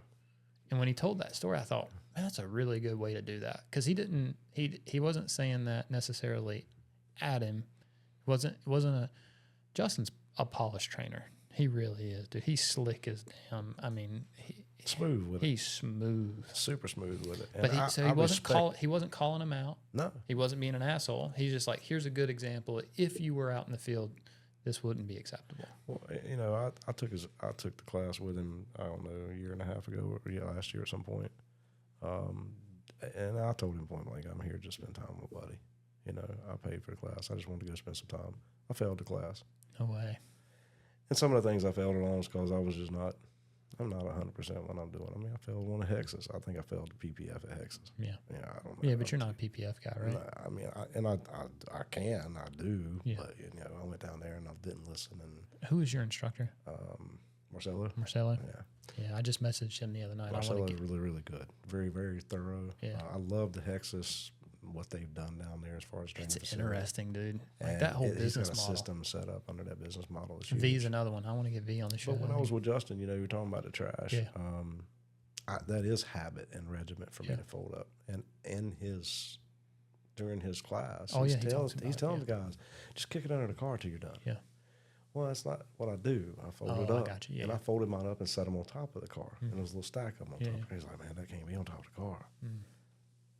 All right, Justin, it's not on the floor. Right. You know what I'm saying? Yeah, so it is to each trainer, and all of us are different, how the teaching method is went. For sure. You got to be crucial. There is no, friendships when you're trying to teach someone that is trying to get a cert. Hey, I tell you, I went and took Justin's class. Yeah. And the first day I walked in, felt like we were best friends. When it came time to take the test, he didn't even speak to me that morning. Nope. Yeah, and we went out and had dinner the night before. I mean, had a great time, told stories, cut up. Business. When I walked in that door that day, I said, "Hey, Justin." Right on by. I went to Starla and said, "Damn, did I piss him off?" And she said, "No, he can be a little funny sometimes, honey. It's fine. Don't worry about it. Just going about your day. You're good. Don't worry about it." Do your class. I'm thinking, damn, I got hot. I'm thinking, damn, maybe I said something stupid, because maybe I crossed the line. I'm kind of a hillbilly sometimes. I'll say some dumb shit, and maybe I offended him. He's a little bit more worldly and open-minded, cultured even. Maybe I stepped on his toes. I hope I didn't piss. Out of place. Yeah. When I got done, passed the test, gave me a hug. We was all good. I was like, damn, dude. I was a little nervous there. He was like, why were you nervous? I was like, because I thought you were mad. Separated business and pleasure. Yeah. And he was like, I have to. Has to. He was like, and honestly, he's like, next time call me and let me know that you're coming, and I'll be better prepared, because realistically, like I don't even like going out to dinner with people, because he's like, I don't want favoritism. Yeah, the last thing I want is somebody in the class to feel like that you're getting some sort of special treatment or some. And there shouldn't be. No, I and mean, he did. At the end of the day, it goes back to what I'm saying. Even at a 3-day class, and you're being that peculiar, and he's being that specific. You know, Marcelo's that specific. Albert's that specific. You know, as a trainer, you have to be. Chris Ulmer's that specific, and you cutting points. Yeah, because you did something wrong. And at the end of the day, even seasoned installers, first and foremost, there's no such thing as a perfect wrap. right. Until I'm blue in the face, I'll say it. Yeah. Secondly, they're not paint jobs. They're wraps. For sure. But in order to have a proper wrap, you have to be taught properly how to do it. And I don't necessarily think that 3 days is the answer. What do you think is? I think 3 years, 4 3-day classes a year. 4 3-day classes a year. For 3 years. For 3 years. So because what that's going to do is that if a student, like quarterly essentially. Yeah, I mean, because if you're willing to invest in your future in that way, that means that every time you come in there, every 3 months you come in and do another 3-day class. You're going to try to get better every time you come back. And in between those classes, what you're doing in your business time is going to change. Then in that 3 years, like you're saying, the fundamentals of business that Dan's teaching, the fundamentals of branding, the fundamentals of what our value is of what we do, instead of people racing to the bottom. Sure. With that kind of education and that kind of knowledge, everybody would be racing to the top. We'd be fighting and pushing each other out of the way to make $18 a square foot instead of 10. Yeah. If you flood the market with 3-day installers, 3-day certification installers, what have you got in 5 years? Sure. Trash. It's all drawn. Yeah. Right, it's drawing. You're drawing. I mean, and it's not to take anything away from any of these 3-day courses. No, I hear you. I hear what you're saying. It is to say that I truly believe in what Rob Ivers and Nathan Franzblau originally thought with the PDAA, and that is that we can use a multitude of vinyls, a multitude of manufacturers, and we can continue to educate people throughout their career, because these vinyls are going to change. I mean, Nathan was talking about this in 2004. Yeah, these vinyls are going to change dramatically. Yeah, because we ain't been in the industry. You know, Aerograss thin film industry just gotten started good. Yeah, people say what they want to about 3M, but you know what? Their new 280, that solvent barrier and the way it floats and moves, you can't touch it. And there's not anything on the market that's anywhere even close to it that I've seen. And I'm not, again, I got my 3M shirt on, so I'll do my 3M thing, but it is what it is. I mean, I'm using other film. It's not like I'm oblivious to what's going on. Other options there are. You hear me say it about MacTac. I got no problem. Dude, Be Free is cool as shit. I like it. It's a badass product. Their new cast film is way better than their cast film of 2006. Really? I hadn't tried it. Even then, though, I say it today about the new films, installers, I say people, I refer to people, people, aren't going to take the time that in 2006 that it took to post-heat MacTac. Yeah. The installers were looking for something faster, more efficient, quicker, so I could do a trailer in 6 hours. Sure. Well, now it's a standard. It is 100% a standard. Everybody's going to post heat now. You're using. Well, I don't know how. I'm IR baking every damn thing. I don't know how they get away with not. I don't either, because that was some of the conversation this morning with Chris Ulmer. Yeah. Was we baked this down and it's still rolling up. Well, you're beyond an installation post heating problem. You need to back up to. And he's using Orlon, right? Yeah, he's using SLX with that new 10-year or 5-year, whatever the hell it is on the urethane stuff. Urethane. Yeah, I think it's a 10-year. It may on verticals. Verticals, yeah. Horizontal is 5 years. I think is what they said. Even still, there ain't nothing like that on the market. No, right and from the market value is great, but maybe logistically, is it working? I don't know. Or is it rolling up on it after 2 weeks? Is it? Yeah. So I need to call him. I texted him the other night. I'm gonna get him up for an episode. Yeah, I mean, Chris I is just cool, think man. In 2000. Aging myself a little more here. 2007. They know you're old. You ain't gotta hide it. Rick Moore flew down to Myrtle Beach and offered me a position with MacTac. And when he found out that I didn't have a college education, he had to retract his offer. No way. 3 months later at a trade show, I was sitting across the table from a gentleman that had took that position. And you were talking about how we can run around telling people things. Sometimes at a dinner, you might speak out of place or out of turn. Sure. Sometimes you can cut your own throat and not know it. Oh, yeah. You know, this was an interesting conversation after 4, 5, 6, 7 Crown and Cokes. And he looked at me across the table and he was like, I understand you were offered this position and, you know, I hate to, you know, it's happening this way or whatever. And he was like, but I got to get in your head. I said, well, about what? He said, well, everybody tells me you came from the hand-painted airbrush side of things. When you were doing custom paint jobs, what was something different that you were doing when you were putting pearlescence or metal flakes in your paints? I looked him dead in his eyes 7 Crown and Coats later and said, I didn't put it in my paints. I put it in my clear coats. And 3 months later, MacTac had a metal flake clear. On there, a laminate. Yeah, that's funny. Well, and I'm sure he almost took become credit for it. the standard there for a little while, right? Like everybody was moving their. It's just interesting how you can open your mouth and insert foot and not know it. We do it all the time. Well, and, you know, and not to say that was no $1 million idea, of course, but I'm bad about it, especially with the tool and stuff. I'm gonna talk. I'm gonna tell people what I believe. I'm excited about tools, Right. dude. I want to get them in people's hands. I want to get them try pumped. this, do this. You know, It sucks too. Now I've gotten better at it though. Now, I mean, you get a couple things knocked off, and it's like, yeah, I'm gonna shut the fuck up. I'm just gonna not. By the time we yeah, stop running my I gotta mouth. stop talking about it. But you run into the right people, and they're so fucking I excited. just learned dude. from that night that I don't drink at dinners with corporate people anymore. Well, that's what I was gonna say. I don't think I've ever seen you drink. We might have had a couple beers, but no, I wouldn't I ever don't drink like that. I wouldn't have pinned you as a drinker. I'd rather smoke than I would drink. Yeah, I mean, I'm just- surprised you hadn't had one since you've been sitting here. You know, I appreciate it. it's as much I'm on a plane. Yeah, there you go. I've gotten used to not having them. You know what I mean? So, I hear you. but I don't. I guess the high that I look for daily is that I get to wake up and go put stickers on, and that's my job. That's just, to me, still after so many years, it's like, how can you get much simpler of a job than putting stickers on? Well, As unsimple as it is. Right. Well, that's what I was gonna say. Like, you're in a little bit of a different situation right now. Yeah. Because it's a choice. Oh, 100%. You know what I'm saying? Like, you don't have to go in and wrap shit. No.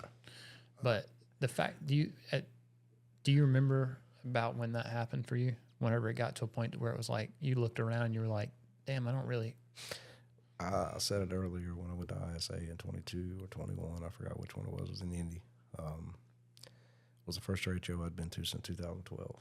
2010, I started talking and thinking about it right after we got off of Carlos from that Disney ship. And I was like, I was just tired of the dog and pony of trade shows. And I was doing 6, 7 a year, demonstrating for 2 or 3 different manufacturers at this trade show, that trade show. I said, I'm just going to put my head down and install because that's where I can make money. And it's what I love to do. So we started out, let's see who can get the bigger contract. You know, me and Keone weren't together as a team like we are now then. Gotcha. And he'd go out and get a 200 car contract. I'd go get one for 250. And he won. He ended up getting a contract for 700 or 800 vehicles one time. And I was like, all right, winner. I ain't playing that game. I'm not messing with that. You were still sticking them though, right? Yeah, I was still sticking So them. there's no way to lose. He was getting them, and we weren't really communicating with each other, really not knowing that we were bidding against each other, other than I had somebody that was installing for him, and they would call me and say, well, he's bidding on the same job. And so that's when I knew we were competing. And that's goes back to me saying collaboration, not competition. And now look where we are today in 2024. We're collaborating daily. And yeah, I was installing. He'd win the job, and I'd still be part of the installation team that was doing them because he went on the jobs. You say it was about 22, 21 when it really hit you that like. Yeah, it was after COVID. Yeah. You know, during COVID, we had 2019 before COVID hit. We had 27 employees, and 24 employees, and we furloughed down for almost a year to 7 of us running the shop. Damn. And we were working 18-hour days, 7 days a week, because it was only 7 of us. You know, I had an installer or 2 in there, 1 person in production, 1 person on the phone, and me and Keone running around like chickens, running the cutters, the printers, whatever we could get. You know, putting 6-foot distancing stickers out and all these damn Sneeze guards. But that intelligent man, dude, he bought acrylic from 4 states. He emptied the acrylic. I come in one day and I could only put 2 vehicles in my shop because I had so many pallets of acrylic. And I said, what are we going to do with all this acrylic? He said, stay in business. And he was right. Really? That's what kept you going, was damn acrylic or sneeze guards. Every damn one of those pallets. Golly. I bet that was eye-opening as hell for you too, though, because hell, you'd spent all was. them years sticking. Right. That your mind is like, hey, we got to keep sticking, keep the cars rolling. And then they start, we got these damn 15-inch circles, and I would ride around for months with just stacks of these damn social distancing circles in the back of my truck. And he'd call me and say, stop here and put 20 out. Stop here and put 20 out. He's throwing down 20 of those stickers in no time. And then I started getting in on the game of selling those sneeze guards to these dentist offices, to these doctor's offices. And we live in the college capital of the world. Oh, yeah, for sure. There's so damn many colleges around us. Well, it's the state capital. Yeah. You know what I mean? So you got all that stuff. You got all the biggest buildings. colleges in the world. I thought doing the colleges would be big, but it was more along the Lenovo's and the Credit Suisse companies that have multiple buildings and multiple offices that needed all these sneeze guards put up and all these social distancing stickers. Yeah, it was what made it kept us in business. That's pretty badass. He had that vision. Yeah. That to see, we're going to need to buy ahead. it. And then I started noticing, at the beginning of 2020, everybody's talking about an acrylic shortage in the Southeast, and I was just cracking the hell up. I'm like, it's because it's all in my damn shop. He's bought pallets of acrylic from Tennessee and from Georgia and Virginia and just stacked South up Carolina. Just every day I was taking pallets. I'm like, dude, what the hell are we doing all this acrylic? We put 7 or 8 vehicles in our shop. Right. I've been in there. Both of you been in. When I come in, I could put 2 vehicles in there. I was like, what the hell are you doing? What's going on? We're building sneeze guards. What the hell are you talking about? So I bet that was eye-opening as hell for you. it gives you a realization. When I first came back, 2016, and we really started pushing together, I changed his mindset. He said, where are we going? I said, architectural. Red line's different. And, vehicles have been peanut butter and jelly for many, many years. Oh, yeah. But when I can go throw down a floor a day, a wet app, distraction ban in the office, the square footage is just nasty. So I was not just benefiting our company as far as moving forward and going in a different direction as far as architectural, but the installers that we reach out to and have reached out to for years for doing vehicle installs. Okay, well, let's fly to another city and teach another team how to do this. It gives them more knowledge, and then they were like, damn, we can make this kind of square footage. How many more of these can we get? Yeah, how many, yeah. So then we had installers ready to travel all over. I mean, they was meeting me in Connecticut or Texas or wherever the hell I was going. They was like, no, I'm coming with you. Yeah. And we changed that direction. We still do a lot of vehicles. The fleet vehicles and the retention of clients. When you got clients you've had for 18 years. Right. And they're following me to these different companies that I was going to work with. It was pretty cool. It was pretty enlightening. And, I looked at my wife during COVID, and we had just talked about starting a travel business. And COVID was so eye-opening for me in a multitude of different ways. I love cruising. We talked about it. Personal and business. Yeah, 100%. Well, they started to mingle during COVID because I looked at her somewhere. Sure, they were like messing with your livelihood. Yeah, I mean, messing with everything. And in the middle of 2019, I looked at her and I said, the most beautiful thing that can come out of this, I don't care if it lasts 2 years, is it's going to level the playing field. And she said, what are you talking about? I said, overall. And it did. The graphics industry turned in a different direction after COVID. A lot of us are a lot busier today than we were pre-COVID. The travel industry has changed dramatically. During that year that we were shut down, there was a no-sell order, like cruising. That nobody could cruise anywhere in the world because there weren't no cruise ships on the water. Right. She sold $1 million worth of cruises that year. How? Like pre-sale or something? We're selling cruises with anticipation of restart. Because I can remember seeing on the news where it was 26, 20. I mean, if we're selling today, they thought cruise lines were going under. Right. Like that was huge. Like there was a thing where they were like. The big thing about MSC that drew me to them was the family aspect. We talked about it earlier, my family and the Wrap family, the MSC family. It's not some corporation. No, like MSC is privately owned by one man and one woman. MSC Cruises is owned by MSC Mediterranean Shipping Company. It's the largest shipping company in the world. They own that as well? That's what owns MSC That's Cruises. Okay, I got you. MSC Cruises, the 23 ships they have is a write-off. What's a ship cost? The luxury one they just did, $6.2 billion. Billion. They got 23 of them. And it's a write-off. That's not even their business. They have 983 container ships. Jesus. Or they're about maybe more or less, depending on And what's that's just going moving out. product between countries. So a few years ago, there was a conversation with them. It was before we owned a travel business, and now it's more like a conflict of interest if I tried to get graphic Oh, yeah. contract with them. Sure. I'm still shooting, still trying, still Yeah. holding hands. Can't One blame you. day, I will get it Yeah.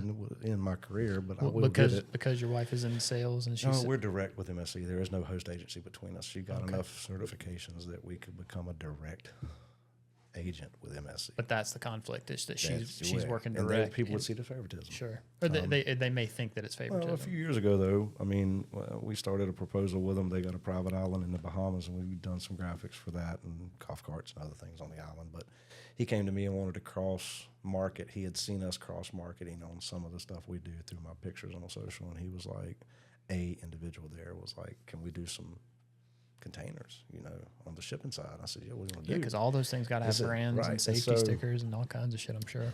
They had just started cross-market with sponsorships, like with F1. Okay, yeah. They've got in with the World Cup. Yeah, because you went down and did. And the first F1 back in Miami in Yep. years was with MSC, Yep. with the shipping company. It wasn't with cruises. Shipping is what invited us there. Got it. Okay, that makes sense. And So that's kind of how that now- was your work around Yeah. the conflict of interest. I'll just So- do work for the container right. company. and Gotcha. so That's cool. now they've got That's smart. sponsorships with, they bought into the Italian Airlines. They bought into the Italian healthcare system. They bought the train system in Italy. They've just started air cargo for MSC. Do they want to sponsor a podcast? So Because I'm just saying. So they wanted I to would cross love that market some of because- these things on all of these containers. And I was like, okay, well, I need to put a proposal together. How many containers are we talking about? He said 6.2 million without batting an eye. Josh, I'll let you do some math. Get the calculator out. If that could have taken place, I'd have changed a lot of installers' lives. Really? Me and Keone had already discussed putting printers in Italy. Damn. It was shut down by Maritime. Wow. Market value. You got 6.2 million containers all over the world. You can't be putting that shit out there like that. I could either market it with MSC or the other of the two, but couldn't do both on the same. Something to do with Maritime. Got it. That's wild. You can't win them all. No, but I mean, even if you got a fraction of that, It changes lives. damn right. I mean, 1 or 2% of that would have been that'd have been huge. For a lot of people, not Yeah. just myself, not just Right. Capital, you know what I mean? Not just me and Keone, but for a lot of people. And that's, I guess where I'm at now is those years of competition trying to get a bigger contract. I'll continue to hold hands with MSC if it takes me another 10 years. Gotcha. I want to be their trade show specialist. I want to be that one phone call source for them to say, we can call Capital Wraps. Are they doing trade shows? Oh, yeah. Yeah. But they look like they got someone in kindergarten designing their booths and stuff. Really? So, yeah. That's And unfortunate. I can show them what we do. Yeah. They see it. Yeah. Especially corporate, and they're in Geneva, Switzerland. They watch everything we do. That's cool. And they know the value of what I'm offering. I don't know if I can say this or not.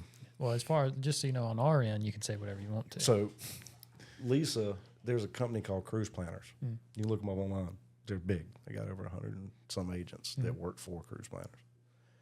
And in MSC sales, my wife and our company has beat Cruise Planners for the last 2 months in sales. No way. She made more than I did last year. That's cool. So these things have turned into where, like you were saying, am I going to Raleigh every day because I want to? Right. Yeah. Damn Right. right I am. Right. Hey, it's Well, because I want to. That's why I want to. What's the future look like for you? What do you think? You think the next? I don't know I how you think look continuing at to give the wisdom to a younger generation. Yeah. From an educational standpoint. I mean, my hands hurt. My eyes aren't what they used to be. Sure. I still cut pretty good. I don't see 60. I don't see me being 60 years old and still doing it. Right. I might be educating people. I might be standing beside a Scott or Jim or a gym shop watching people, or beside, I don't. I see myself helping. Yeah. I don't ever see myself stepping away from this industry. Gotcha. I mean, that's cool. Lisa's father built every property we own by hand, and he's an unlimited license contractor. As he got older, he'll be 80 this year. Lisa took over, and she is now the unlimited license contractor for most properties. Gotcha. So she does all the test out. And it's a legacy, and we'll never sell any of the properties. No reason to, right? I mean, I feel the same sort of way about Capital Wraps. I mean, I want to leave a legacy of knowledge, not necessarily a monetary value. Teaching people the right way to do what we do. You can cut corners. You can also play the learning curve, and it can take you 20 years like it took the rest of us. Yeah. Or you can listen to us and shorten that learning curve. So we're fortunate that we're close enough to you that I get to see a little bit of what's going on. Right. And it seems like you've flirted around a little bit with some different manufacturers, and you're feeling it. Can you say if there's a direction one way or the other that you're looking or you're headed? We've had conversations with different people in our facility, and at their facilities. Like I went to GF, and Keone and I have stayed neutral for so many years. I haven't tied us to a specific manufacturer. The neutrality, the neutralness of it. When I talk about collaboration, not competing, if you can stay neutral and collaborate, there's powerful. I mean, there's power in staying loyal too. There's benefits. 100%. You know what I mean? To one brand, but right. I feel like that's limiting yourself to one brand in something that is constantly evolving. Sure. I said it earlier. We're still in the under 25 years of infancy. Mm-hmm. What does a 25-year-old know about life? Nothing. Not really. Less than 25 years in an industry ain't shit. It's nothing. There will be changes well after myself and Jim Miller and Chris Ulmer and yourself are gone. The changes will still continue to happen in the industry. Leaving something behind can only be wisdom. I mean, having videos of us doing stuff fast or competing, Jim doing Cybertruck 37 minutes, causing people like me and you to pull our hair out. I'm ready to go do a Cybertruck. I ain't pulling nothing out. I'm ready for his old ass. He don't scare me not one bit. I'm shooting for that 30-minute He didn't compete mark. this year.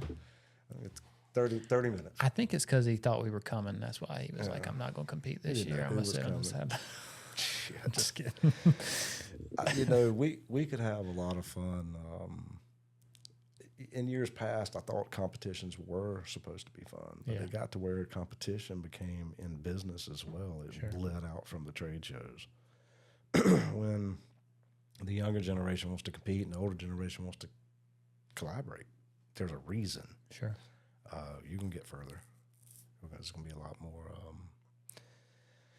Shorten that learning curve. Make it where you can get into a profit margin. There's an ROI from the amount of money you put into what you're investing into yourself. When I talk about these classes, if you're doing 4 classes a year, in 3 years you finally get a certification from a manufacturer from that class. You put in time and effort and showed someone else that you were willing to invest, not just monetarily but mentally, and long term. It can be something that can be changed. By everybody understanding that continued education, you're not just going to go get one certification and you're done.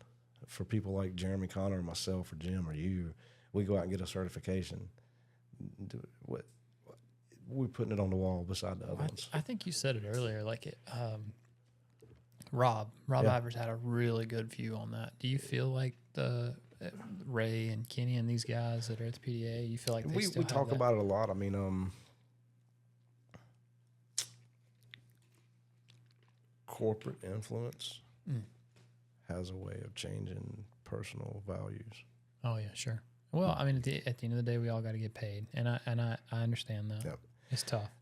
I mean, yeah, I think they understand the values of what Nathan and Rob, you know, Rob got.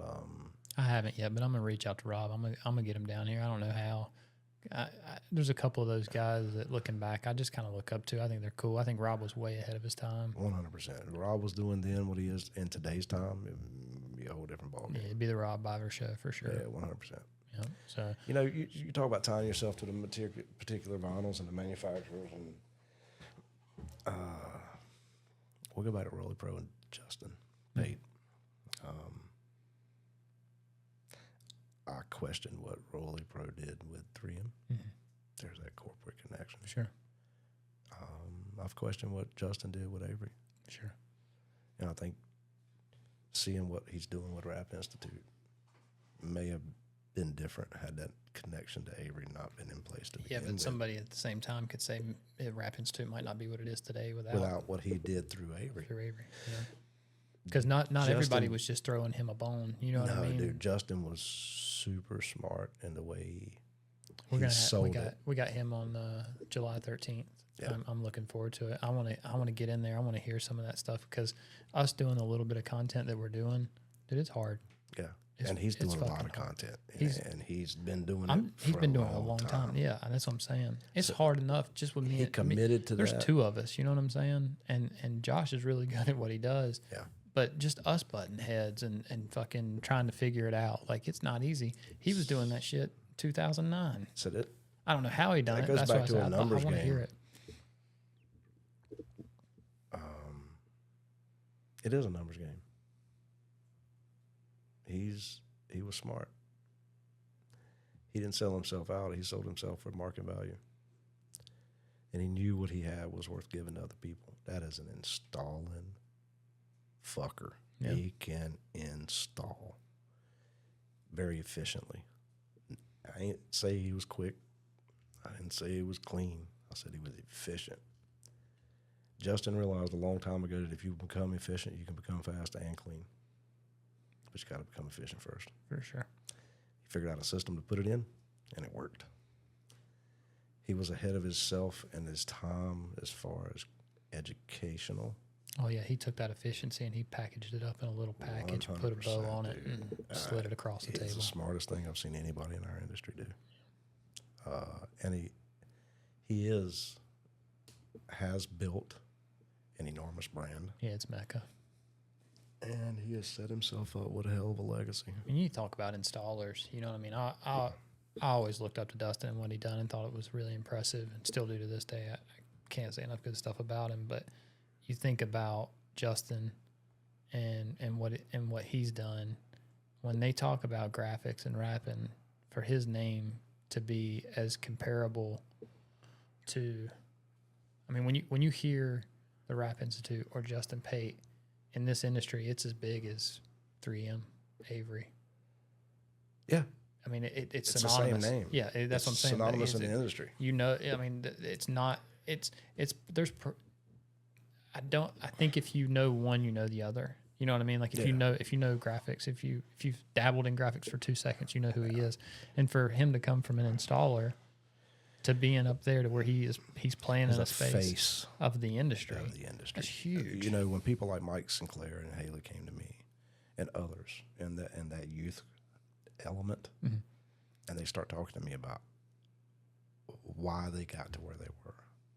Rap Institute. Oh yeah. Justin Pate come out of every I call them Justinites. Justinites. Justinites. There's this group of Justinites out there, and I bought. This is a crazy story, but I bought a set of his DVDs. It was this whole thing where it was like I didn't want to buy them new, and I found it on Craigslist. It was with a big bunch of other stuff, and I had to buy it. Bought it, got it, watched them all, and it wasn't just a few months later the Rap Institute launched or something. Yeah, it wasn't. Right. It was a close enough time frame where it was like I'm not spending my money on the Rap Institute. So I never got it. Now I say that to say, since then, I still don't have it. Refuse to pay for it, but I will in a second use Baden's login and go to and just get I'll go to the Rap Institute and I'll just watch go to it. a specific video. Yeah, because I did some videos with him last year, and it maybe 2 years ago, and it was hard. I was like, man, I gotta get it because I gotta see. If I'm on there, I gotta see it. You know what I mean? gotta see how it works. Yeah. I want to see buy it. them, or at least see them. Even if they don't buy But those them. DVDs, man, they brought so much value in its time that it was, man, I can remember having Rob Iver's book. Now it's all digital. And so that's why I say. So his catalog is now, I don't even know what it is. It's probably, I don't know. Josh, can you pull up the Rap Institute and just see what it is? Now I'm just curious. I think he's got like 3,000 videos or some crazy shit like that. Like, and he's adding to it all the time. Now they've got that place in Munich. Yes. You know, he's got a whole team. He's got a guy that works with him named Sergio. Sergio. Yeah, he's behind the camera, dude. That guy is a slayer. Sergio Miller's maybe. Oh yeah, he was behind the camera down there with him. With Marcos and slayer. I mean, it says he's got 3,069 educational videos and counting. 627 hours, 2 minutes, and 14 seconds of actual video time. Videos. Yeah. What was that number? 6,000 hours. 627 hours. That doesn't seem like that much. That's a whole lot of minutes. Yeah. Yeah, that's a lot of your. That's a whole lot of minutes. I mean, hang on. It seems like a low number, doesn't it? 600 minutes or 600 hours. That's 26 days of worth of content. That's wild. Take 26, 24-hour days to watch every. That's insane. Yeah, that's a little different. Those numbers. You sitting with your eyes peeled to for 26 days watching content. That's insane. That's a lot of numbers. I mean, but like I said, he is the face of the industry really because of what he did for it. I look at a lot of these guys and I think, you know, what they've provided to an industry that we all love so much is invaluable. Yeah. It ain't a monetary value. They did it from passion. Oh, he got paid. I know he's getting paid. He's getting paid. Yeah, we know he's getting paid, but he's still what the driving force behind it was passion. Yeah, it had to be. Rolly Pro. Oh yeah, for sure. What drove it? Yeah. Well, he wanted to solve a problem. That's how his mind worked. Well, he wanted to solve a problem. But what he did in doing driven. so, it was driven. He was driven. It's passion driven. Yeah, 100%. You can't get it out of us. It's maybe in different ways, and it may be articulated to individuals in the industry in different ways. You may look at us like I'm resident asshole most of the time at my shop with my team. We're not being assholes. We're just being real. Yeah. And we know how we got to where we are in the industry. It was a long learning curve. Yeah. So. And it's too, you can see it, man. When you see these young, eager people come in and they're just so like consumed with it. You know, the internet does it to them, man. They get on and they see, you know, I always say, like, we'll make jokes about something special happens when you get the backing paper off. You know, people can't wait to get to sticking, you know, and all that is true because when they get their hands on it, man, they want to start. They want to go. And it's like, you know, immediately, as soon as they, you know, you can read their body language, you know, man, this guy don't know nothing. The way people pull squeegees out of their pockets, so they open their hands or pull out a knife. Yeah. I mean, I can tell in the first 30 minutes, Justin will tell you the same thing. Yeah. I'm sure Jim Miller, Chris Ulmer, I mean, Mully, these guys, when you see someone and how they interact with the tools. You'll get surprised every once in a while. There'll be once in a while somebody. Yeah. I had this girl come to a class, man, and I would have bet against her 1,000 times, and she was a slayer. She came in and she crushed it. She was full of confidence too. She wasn't those you can't read. I'm telling you, I couldn't. That confident, you can't read them. I couldn't. I would have never picked up on it. Or we just did a podcast with us with a girl named Anna. She's an Avery trainer. Super fucking cool. She was taking her Avery certification 7 months pregnant. You talk about a hustler, dog. You talk about somebody that's passionate and into it. She's a badass. She really is. It's probably been one of my favorite podcasts, and I hate to say that, but you know, because I enjoy every one of them. It's been awesome. But dude, hearing her story, like she come from Colombia, like she really knows what. You see that hard hunger. times is. Yeah, that's what I'm saying. That drive and determination comes from necessity. You know how like it's not mandatory. I think that's where we got where we are. It was necessity. Yeah, you know, we didn't. Jim and I, when we were wrapping cars in 91, 92, you know, that was necessity. And that wasn't a desire. We just had it. Somebody wanted it done, and we had a way and a means to get it done. Let's do it. Yeah. I tell people all the time, females are the answer to installs. Really? Some of the best installers I've ever encountered as far as fluency have been females. Sure. Their attention to detail It's is second to none. yeah, for sure. For sure. I've told Haley this many times. Jeanette, Cher, Jessica. These women that are putting forth an effort and feeling the passion and devotion that others in the industry have, once they catch it, it's on them. Yeah. Because they've got that Yeah, attention. you better to watch detail. out. Yeah. If any of them Kristen, man. Kristen, she's killing it right now. slaying it. Talked to her past weekend. Yeah. Just slaying it. I want to get her on too. I told her ain't nothing but love for you. Keep doing what you're doing. Yeah. She's staying after it, dog. She's on the fucking As long as you're road. educating and you're giving out positive energy to the industry. Well, just to get to that level, It ain't easy. it ain't easy. I don't care which It ain't direction. easy to stay there either. No, that's another thing. Yeah, getting there is one One thing. thing, Holding staying on there, to it, that's whole other another ball ballgame. game, whole different deal. Yeah, she's crushing it. I think she. They talk about like a group of people that are kind of those young gunners that are coming up and really like holding up the industry on that side of the things. And if she's not on your list, you're fucking crazy, dog. 'Cause she's doing a good job. So I get excited about it. I'm hoping that what we're doing with the PDAA works for the industry. I hope we can give out as much valuable information as others. I enjoyed it. I enjoyed coming down and seeing it. We're going to do another one in August. Chris, It's with a new vinyl that Chris- I haven't even touched. Chris done a hell of a job, man. Chris Homer, He's coming up He for crushed that one in August. Is I he? mean, he'll probably come to most of the classes at the shop. So close to him. He's and good. He's comfortable in that position. He's good at it. He really showing is. me a few things to teach me as far as the trainer side. I'm really surprised that he hadn't got scooped up already by a manufacturer. It's kind of insane that he hadn't because he's so He's good in the at same world like I am. Mhm. You don't mind the versatility and Oh. the neutralness. it. I know. I'm just saying, like, as good as he is, somebody would've should grabbed have. him It up. should have. Yeah. I think people like him. Chris is odd though because like what you He got a lot of thought process like Dustin does. yeah, like if you looked at him, you better not try to gauge where you think he's at because he's funny as hell. Oh, yeah, He got, 100%. you know He what got I'm a sense of saying? He's humor. got a It's great awesome. sense of humor, but when it comes to sticking, like Serious. he did not pull. He gave me zero fucking slack. I mean, it was like he flipped that switch. You know what I mean? And I was like, okay, I respect that. I like 100%. I And like I that. think we as trainers, we need to. We Hell need to be able, just like Justin, I was telling you, you flip that switch. It's time. Business is business. Yeah. And we can't just give certifications to people. We can't just say, oh, yeah, you made a mistake, but maybe you won't next time. Yeah, man, we'll just let that one slide. Maybe Nah. you won't ever again. Right. Or maybe you'll make that same mistake 1,000 more times. Key to installation, any successful, 10,000 hours. For sure. I think that's Screaming in my anything. shop. Anything. In order to become a professional or proficient at a specific job and to know it inside and out takes 10,000 hours. I go one step further. 10,000 cuts, 10,000 strokes. 10,000 strokes, Yeah. 10,000 hours, 10,000 knife cuts. Get whatever after it. Yeah. Like if you want to get good at it, do it. That She only pound it. tells everybody the first 10 are hard. But if you got 500, the first 10 are the only ones that are hard. Yeah. That's Everything good. else is repetition. Right. At that point, you've already got it. You built it in. Now it's just putting in the Same number. seat just like time, right? Racing, cut, I say it. copy, Seat paste, time. copy, Yeah. paste. Just do it over and over. Dude, it's way past dinner time. Is it? Yeah, it's almost 7. Right. This is funny. This is the first time that I've had a guest say it's time. Yeah.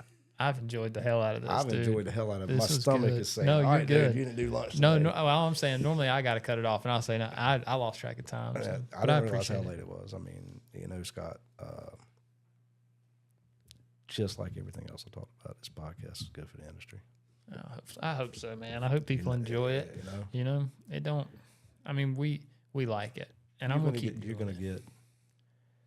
gonna get a lot of content that others will be able to look back on later. It's That's the cool part. That's what I look forward to right now. And I'll say it now. I'm trying to get John McKenzie to come on. John McKenzie on Motorsports.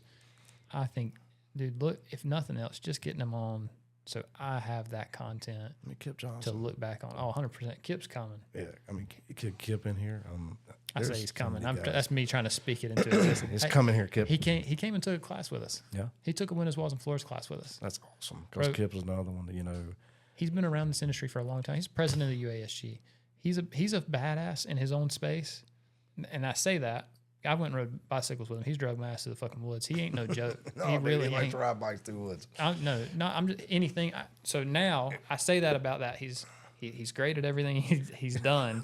He came in there, and the first 3 days he treated it like it was class. New. He took off everything that he had in his brain. He separated himself, and he was there. He was present. He asked great questions, and he took notes. He was Thorough. That fourth day. So the way we do it is we'll do 3 days of class, and then you get 2 days of testing. If you choose to take windows, walls, and floors, you got Thursday to practice windows, walls, and floors. Or if you decide not to test at all, you can just do. So you can do fleet on Friday, fleet on Thursday, windows, walls, and floors on Friday, or you can just practice work one-on-one with me and Jamie, work on stations. Right. Yeah, those are your 2 options, or your 3 options rather. So he wanted to test windows, walls, and floors. He's like, I probably won't pass, but I want to go through the experience. I want to see what it's like. When Thursday he came in, Came face on. that motherfucker was an animal, dog. Came face He on. was not fucking playing. He had thorough notes for every station. He had written down. I went back and I showed him a couple things, and he was like, well, hold on. When you demoed that originally, you didn't do that. I have my note. Why'd you do that? And I said, well, Kit, when we demo, we got to demo the most generic way possible. It's a preference.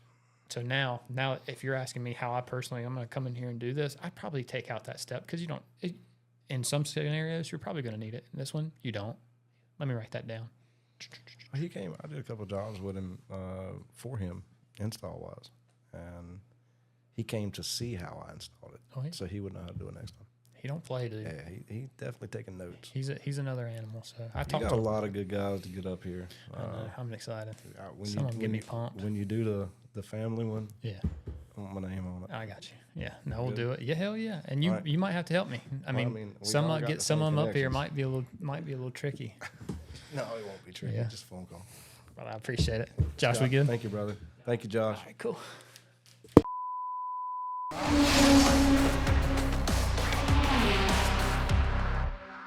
All right, let's go.